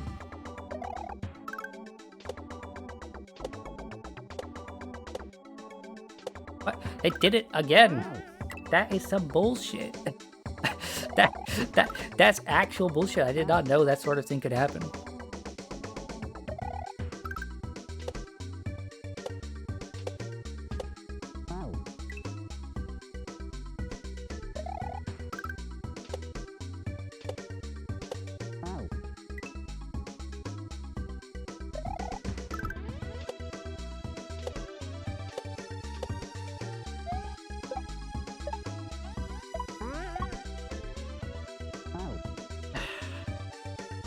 The angle that the squirrel is bouncing here makes it hard for me to...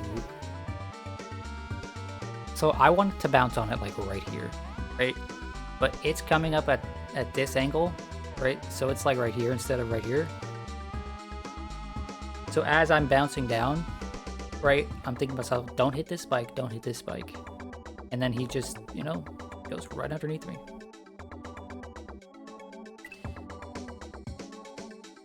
Anyway, that's just me explaining I'm bad at the video game.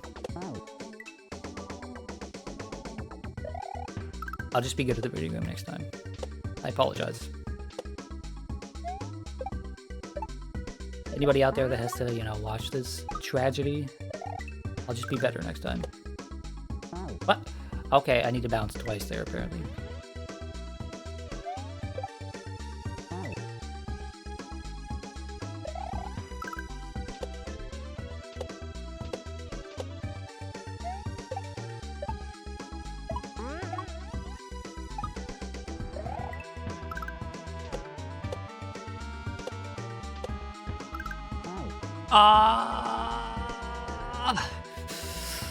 Why?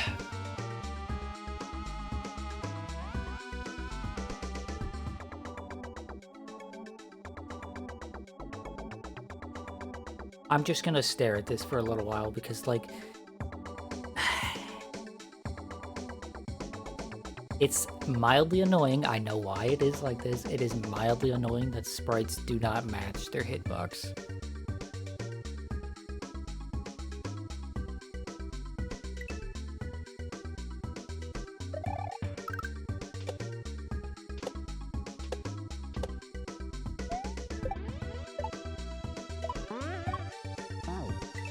It's a Super Nintendo game. I get it. I understand, but fuck, that's irritating.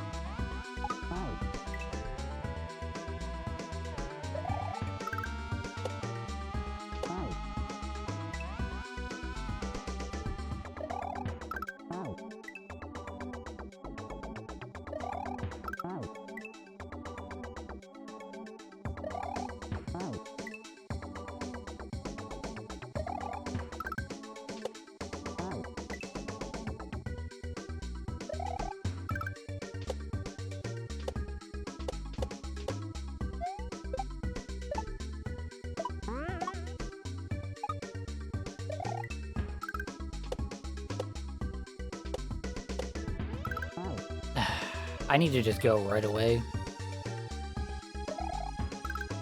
I can't hesitate there, I just have to go. Oh, right, I gotta bounce on that view twice.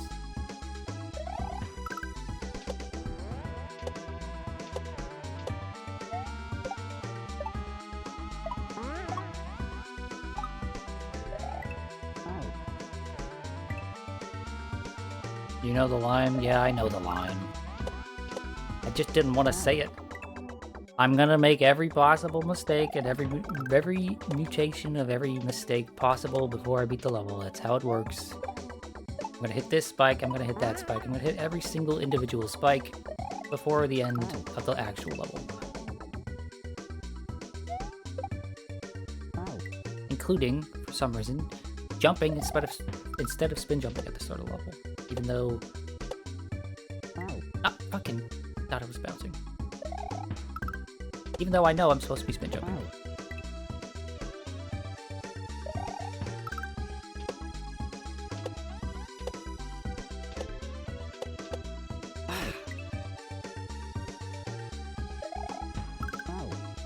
You know what, it actually might be like an interesting challenge, but I'm not sure how you would track it, except for like manually tracking it, which would suck.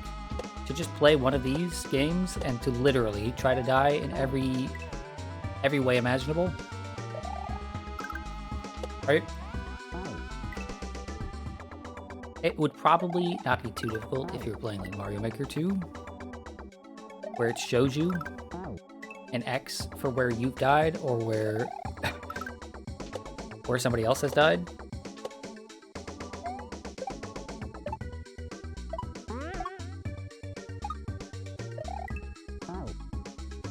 That would be impossible. Yeah, it would be really, really difficult.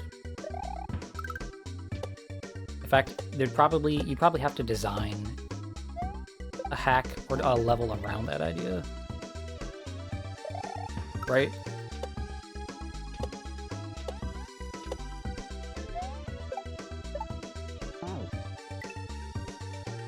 But it would be cool. It would be neat.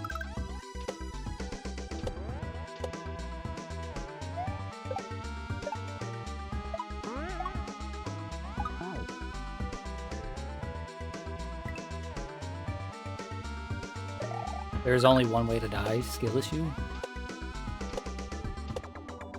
Fuck it. Why does that keep happening? That's some bullshit, dude. It's some bullshit. Absolute grade A bullshit.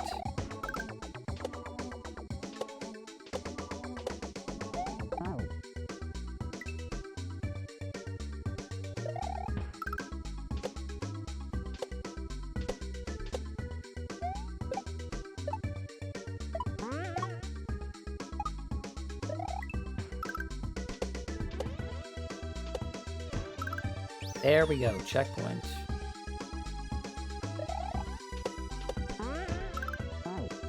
Oh, okay. And we've got, 3 minutes to spare.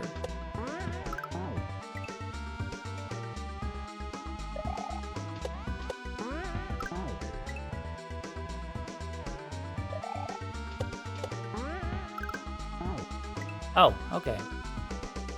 I thought just holding it right here would happen, but like no, these are a little too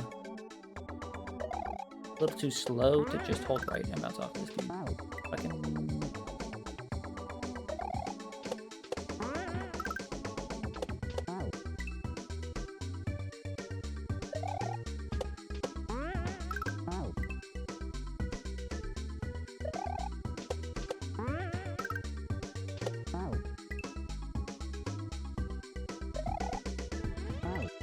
So far, this level, incredibly cool. Aside from that weird thing with the falling platform. Liking it more than the last level, for sure. That teleporting stuff was getting on my nerves. Whereas this is just skill issue.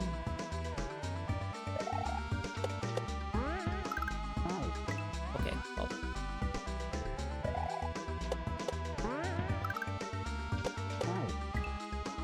Trying to re-grab there, but I don't think I even need to. No, I don't. Okay.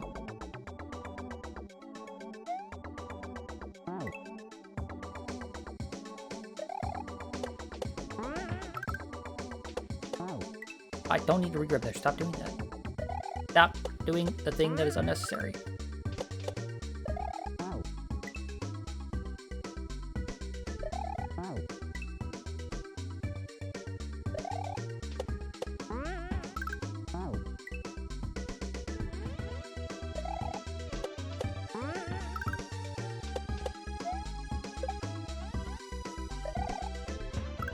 Oh.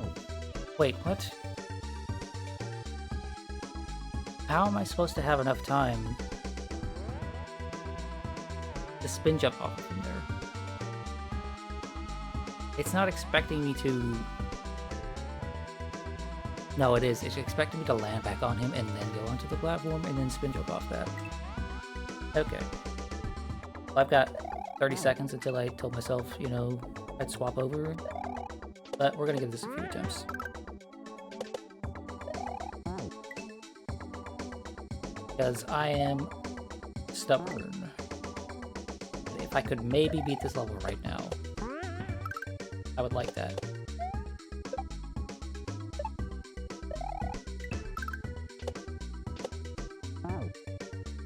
Okay, bounce on that guy 3 times, not 2 times.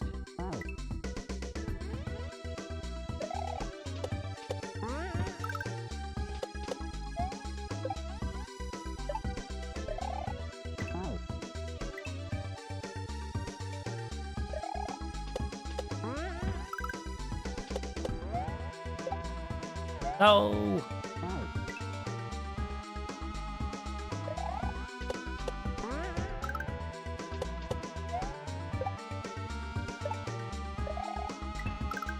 One, 2, 3. Oh no, not this bastard.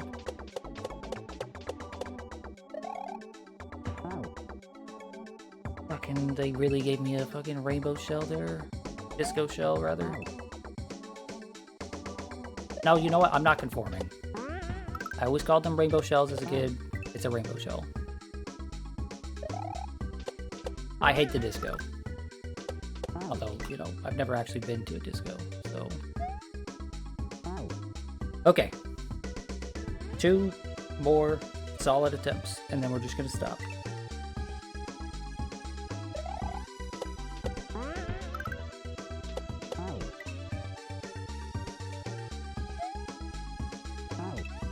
What constitute as a solid attempt? Whatever the hell I say it does.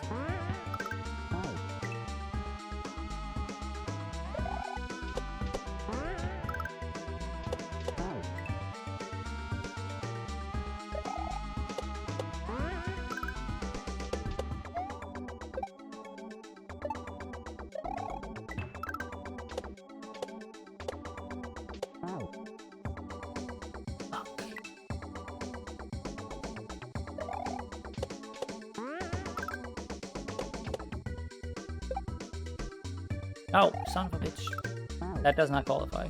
Let's say if we get past there, it qualifies, so we have 1 more solid attempt left in us.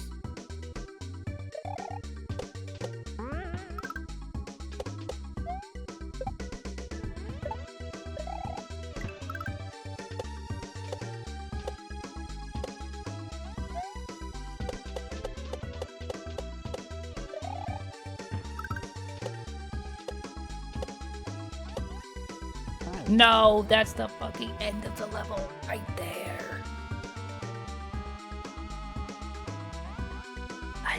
I missed that. Really?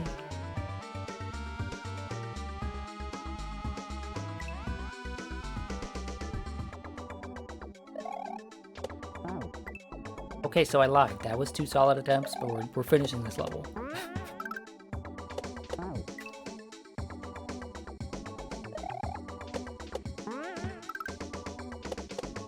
I can't let the critical lack of skill end like that.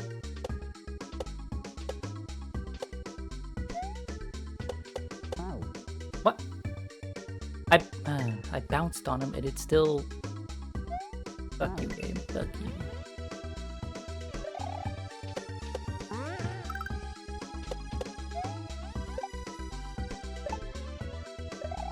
Oh. 9 minutes over and it continues. Yep. can't stop when the end of the level is in sight. We were literally one jump away. Okay, I need to spin jump here. There you go, bud. There you go. Don't hit the platform. And then spin jump. There we go. 1, 2, 3. What?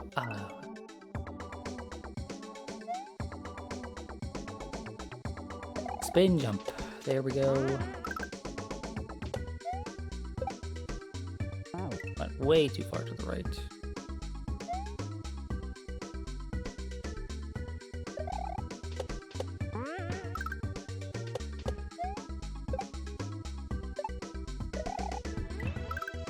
One, 2, 3.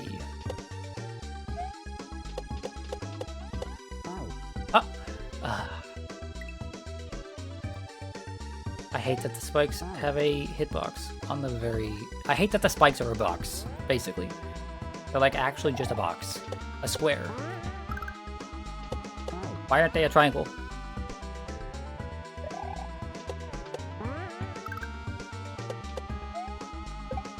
I know I expressed earlier that, like, I get it.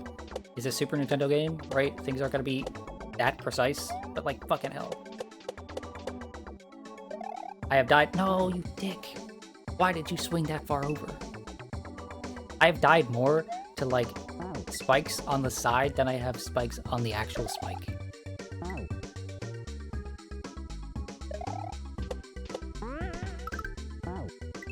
Like that right there.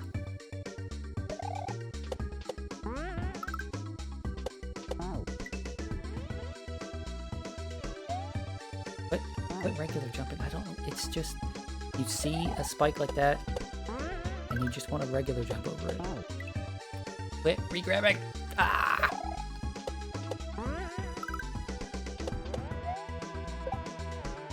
It's gonna be like 45 minutes on this one jump, isn't it?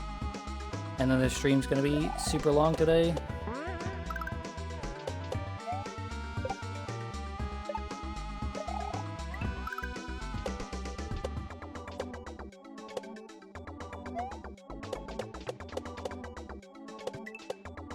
Okay. We can't wait, can we? Because that guy's not coming back up. Fuck.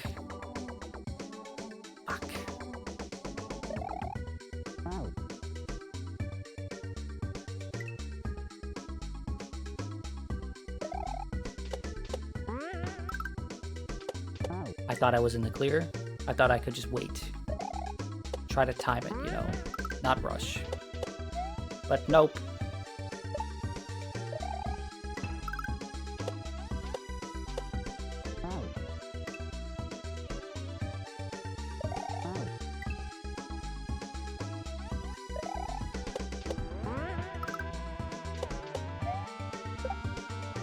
Oh, why did I do that? Why am I continuing to fucking make these mistakes over and over?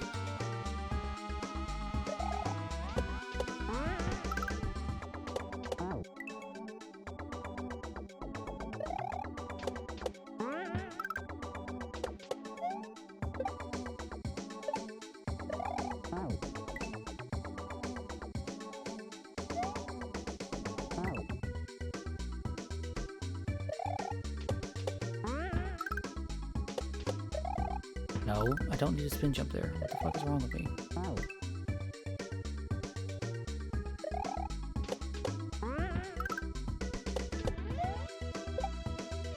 Oh, why? Don't land on the platform. Fucking idiot, dumbass Mario son of a bitch. I should have stopped at the checkpoint. That's the lesson we're learning today.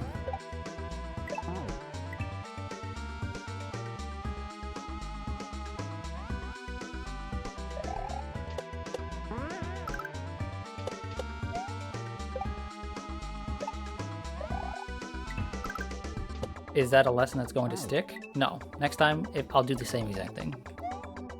The same exact thing.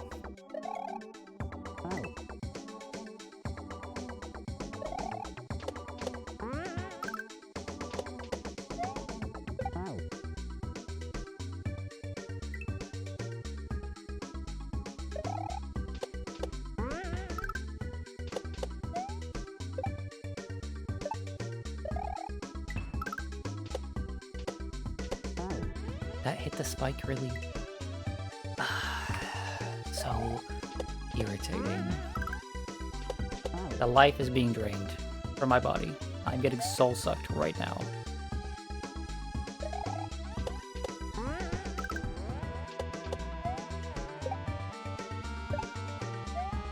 Why did I regular jump?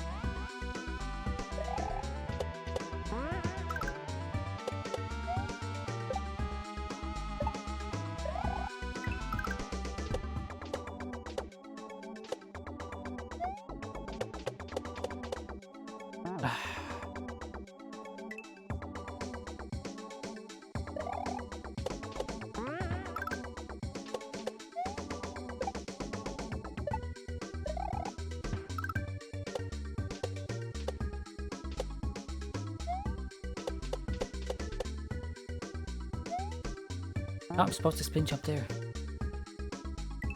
Time marches forward and you're still impaling yourself on squares. Yep. To the end of my days. Till sea swallows all.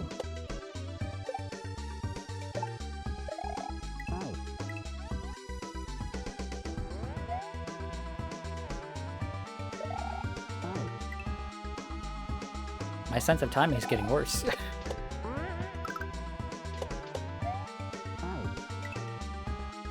I'm at that time frame where you've been doing it so much that your brain is trying to find other things to occupy yourself with as you attempt, right? So you actually just get worse as time goes. Not better.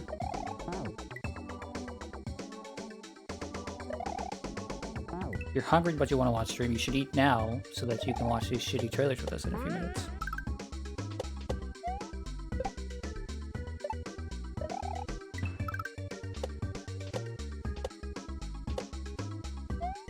Or I'll just clear it right here. Fuck!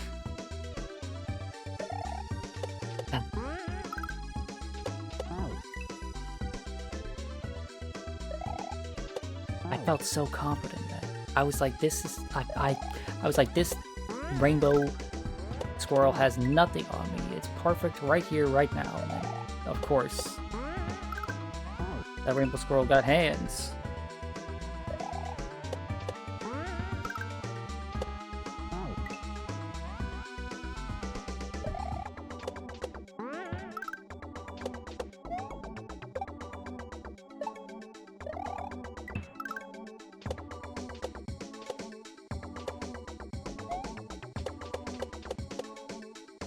No, no, no! No!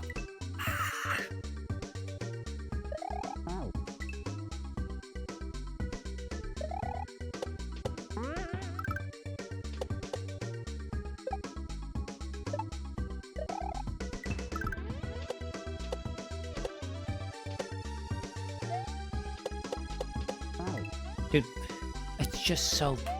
It's so difficult. Like, I can barely do it when it's a normal sprite, but now that it's a different sprite, it's even more difficult.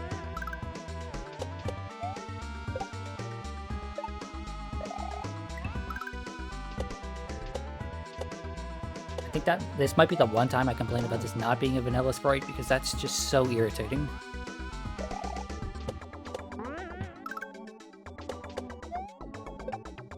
It's cool that this hack has custom sprites for like a lot of stuff. But that also makes it more difficult because the hitbox on that is harder to visualize when you're bouncing.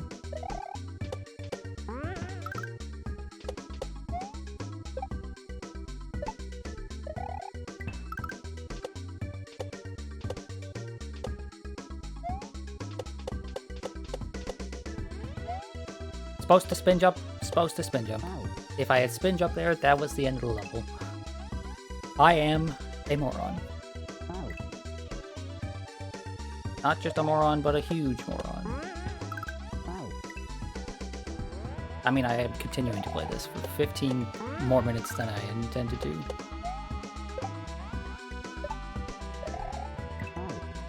That really hit me.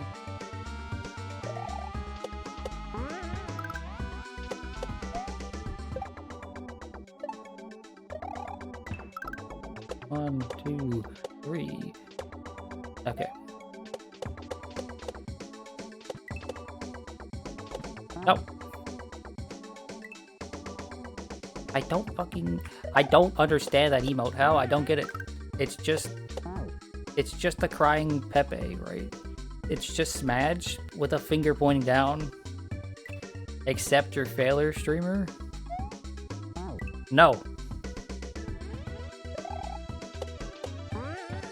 Every gambler stops right before they're about to hit it big, and I'm not about to do that.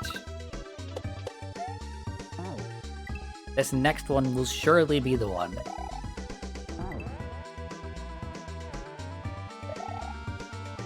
It wants what it's asking for now.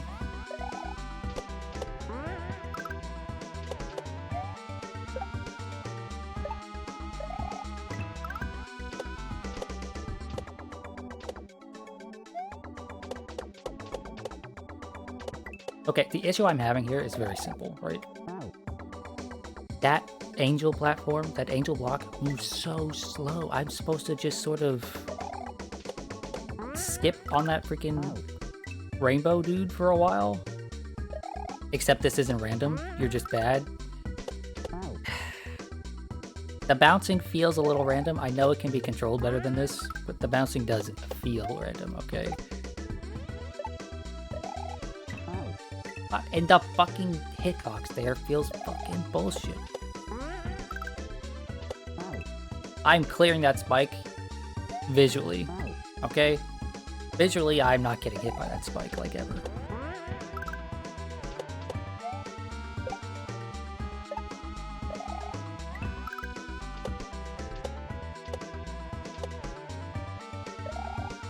Nope, not spin jump.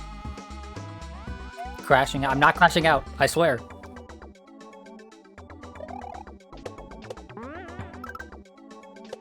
We're gonna swap to Elden Ring after this, and everything's gonna be fine. Everything's gonna be fine, because I'm gonna beat this level in the next 2 minutes. We're gonna swap to Elden Ring, we're just gonna chill. Okay? I have a fucking idea what I was doing last in Elden Ring, but it's gonna be real chill, okay? We beat Radon.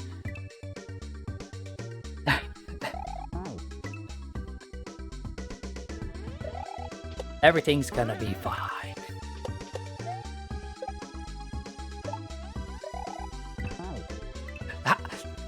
I'm not hitting that spike. Visually, that spike is just like 4 feet to the left.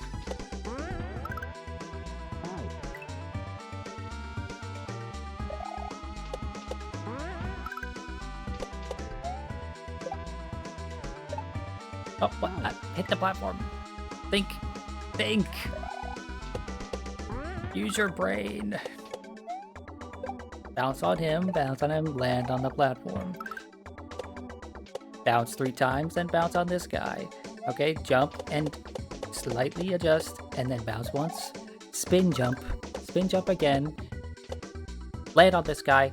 Finish the fucking level. It's that fucking easy, me. Ugh. Okay, here's what we're gonna do. We're gonna start the next stream with the story segment. So we're gonna save state this. It's that fucking easy. Just do the fucking thing.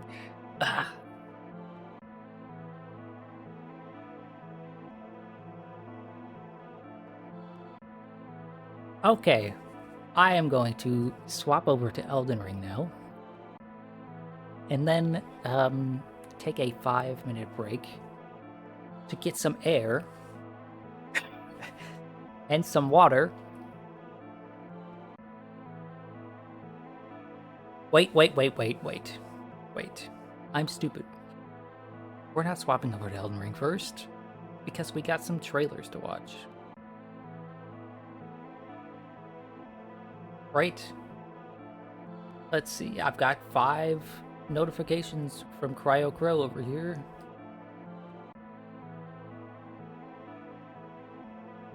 But let's go ahead and watch some trailers.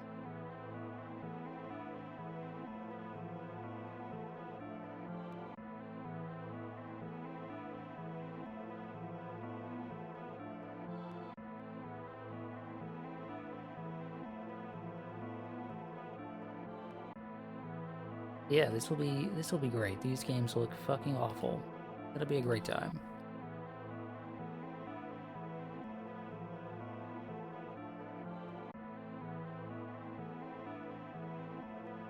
This just in, local Kaizo influencer Mr. Bob crashes out on stream after winning. I'm not crashing out. I swear on my life I'm not crashing out. Okay, I need to make sure there's nothing on screen that should not be. Oh, that looks a-okay. I never posted that I went live, so I guess I'll do that when I take my break as well. Okay.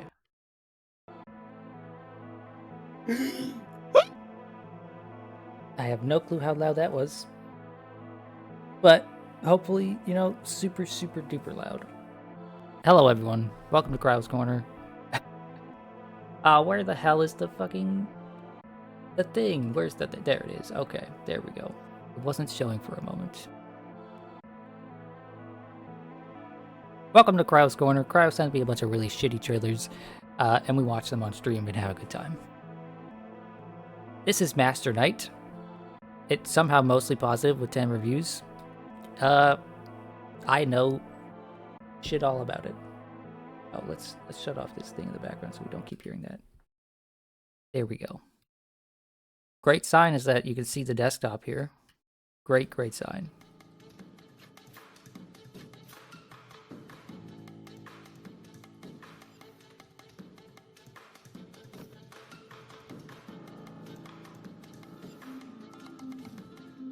Oh, even better sign that the game trailer shows the largest stutters of all time.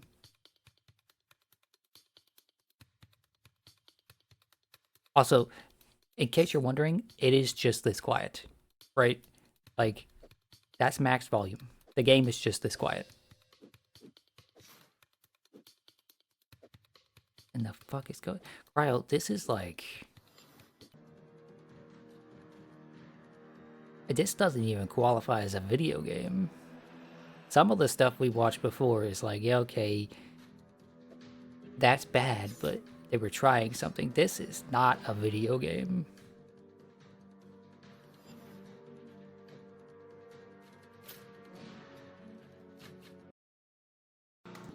What is that? It was that the whole trailer? That was the whole minute and 9 seconds. What in the hell? How is this mostly positive? Okay, the first review is not recommended. 2 notable criteria for what makes an asset flip instead of a legitimate use of stock assets. What a great... holy cow, this guy goes on. No, please stop. Stop. I don't need to hear any more of that. Okay, that's what the one negative review at the top is, and the other one says, no, please no. This guy's got a lot to fucking say about this. Like, in fact, a lot to say about this. He's even talking about other, like, asset flip games. Like, geez. Warning, review manipulation. This game features small number of fake positive reviews. Oh. I mean, you could just look at this and know it's fake, because it's describing the game.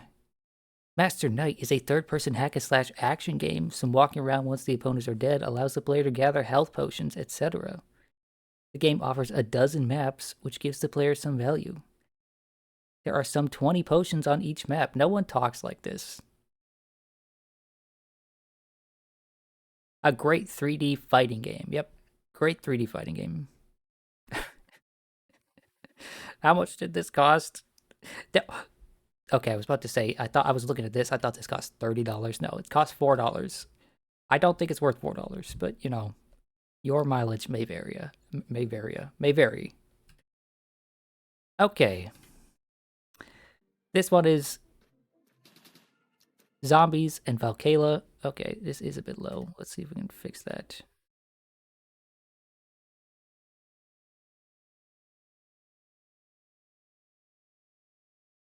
It has mixed reviews, so maybe they didn't buy reviews for this one.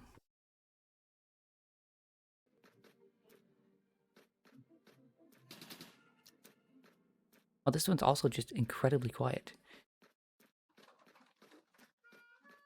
OMG's Lara Croft from Fortnite.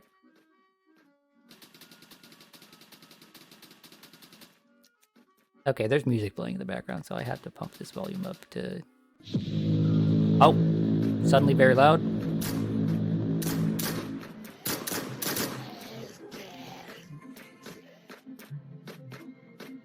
Does everything in this game have, like, just radiate lighting from it? Like a... like a player character typically would in a game? Like, what the fuck is going on? Why is everything the sun?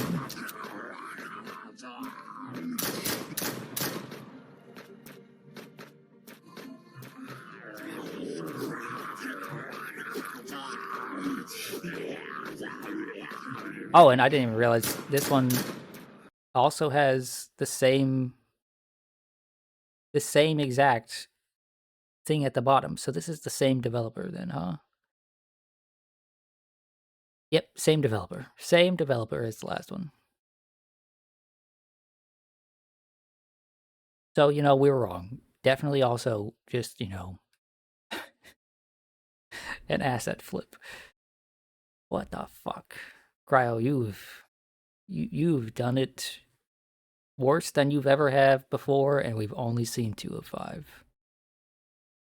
Okay. Evil Mountains is the next one. Okay, and it's very loud compared to the last ones. Still very loud. So yeah, we're gonna have to fix the volume after this.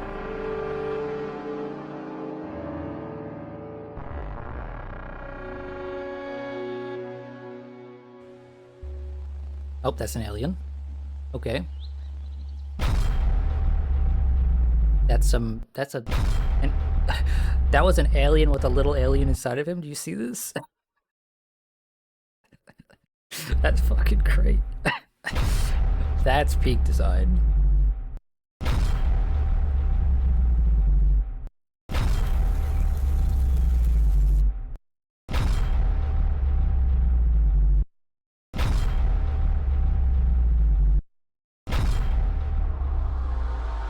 Okay, so the aliens are invading and this guy is just building a shack.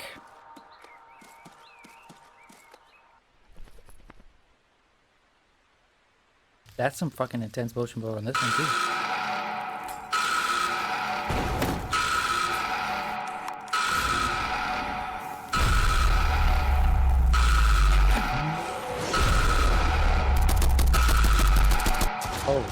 Oh, moly, that aim down sight takes up like 50% of the screen.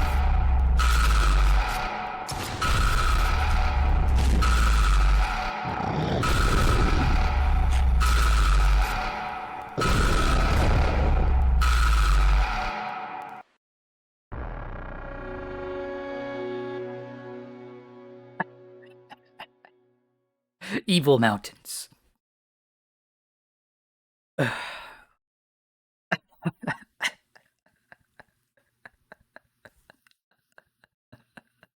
Imagine if I had left that at full volume.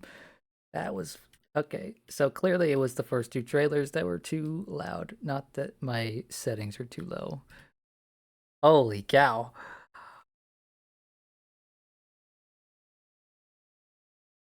The aliens with their super tech can't find you in the woods, obviously. Obviously. I mean, all they had was like a... The fuck is going on in this? This guy got another guy out, like, coming out of him as well? Oh, they didn't show that design in the trailer.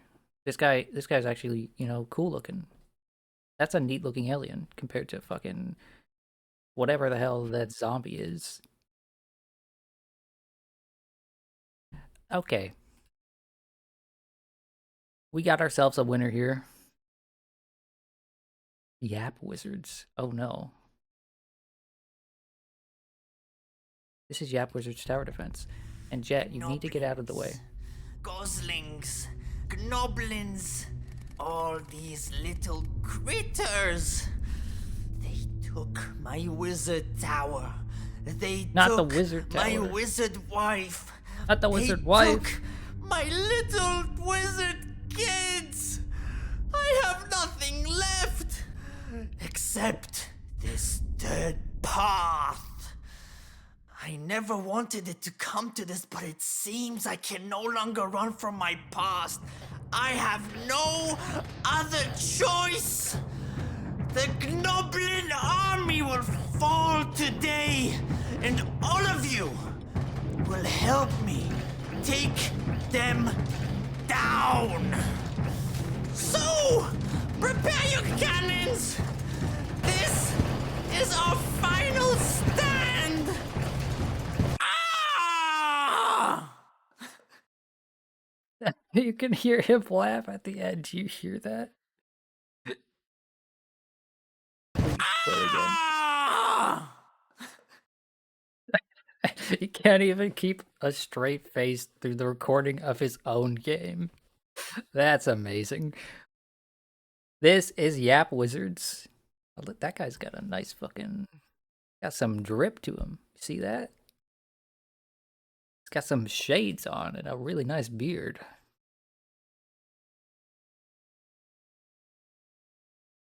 This looks like the most basic ass tower defense, but that trailer is amazing. That trailer is fantastic. 46 positive reviews. Simple, funny, perfect for a quick chill session. Yeah. Gnoblings. This is good. Why does he have military bars on his... Oh yeah, look, he's a private second class, right? Why is he a private second class? I thought he's a fucking wizard. Also, he's using like cannons and like guns and things here, right? Why is he not using like magic? Must be a very, very shitty wizard. But I'm all for it. That's great. This is fantastic. Okay, last one. Scuttle Up. This is a psychological horror precision platformer. Oh boy. Can't wait.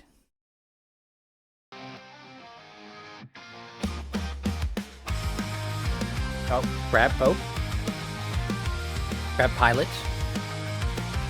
Grab pirate. Oh, and it's got an anime opening. Amazing.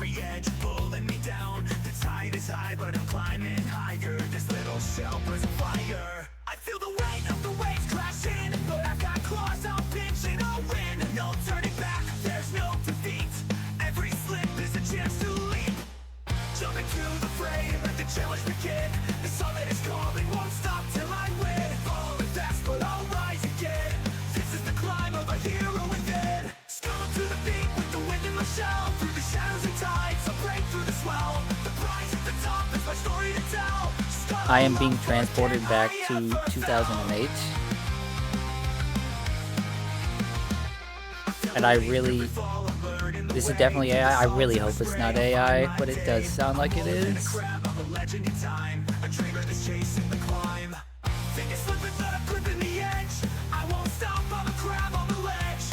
Because, like, I really hope it's not AI, because this is fantastic.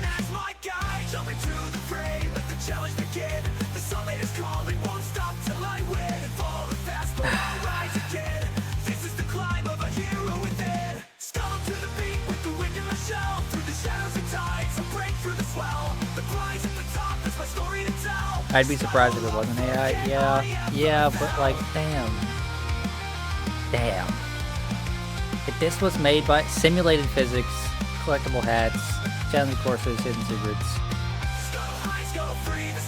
If this wasn't AI, this is like fantastic, right? I mean, even if it is, like, let's say it's the singing is AI, right? But it's like written by a human, I'd be okay with that. I mean, it definitely looks like this is just an Only Up video game, but Only Up where you're playing as a crab, I'm okay with that.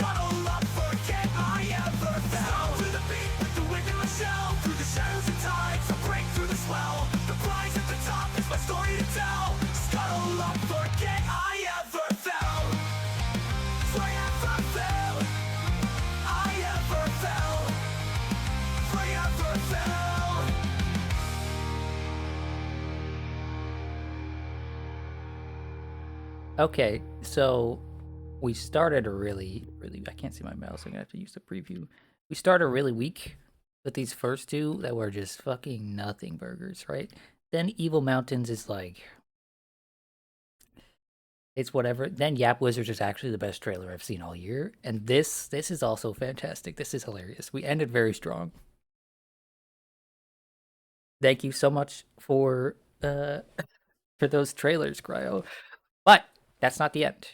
We need to watch a trailer for Never Dead. Because I swear on my life, this is a game where you just actually couldn't die. So let's actually just go to YouTube then.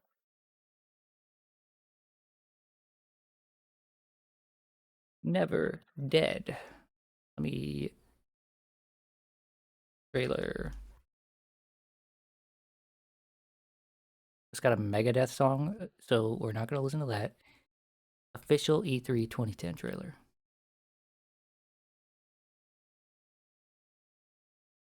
Ryo didn't send us this one, but he's taking I ever tell you what happened credit in for it as well France? Can we because just get his there corner without is hearing just the another corner funny where we story? watch bad trailers. I couldn't believe it. Here we go. They mistook me for that fat king, Louis the 16th. I know, Bryce. Everyone knows. At first, I thought, great.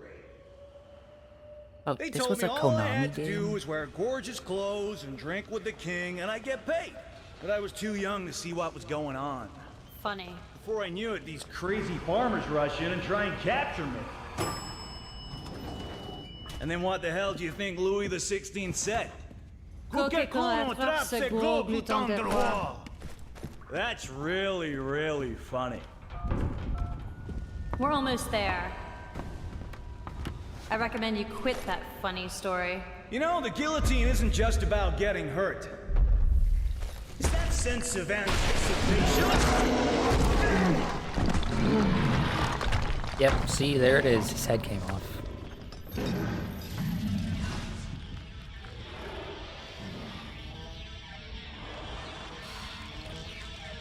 Come on! You think that's funny? Stop playing around like that. My story was just getting interesting, too.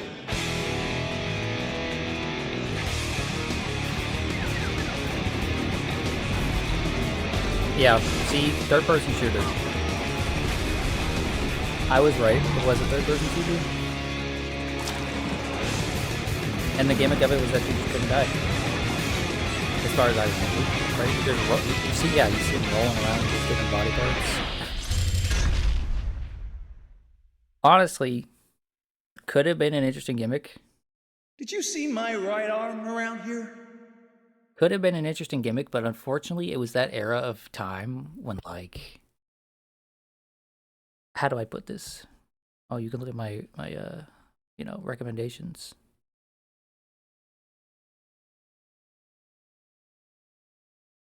It was at that era of time when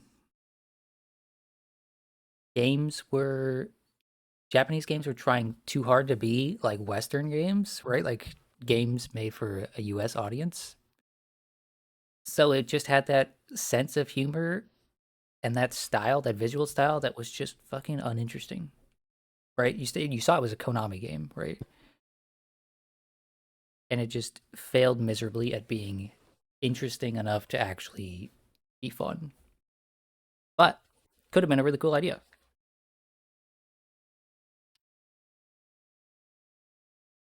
Okay.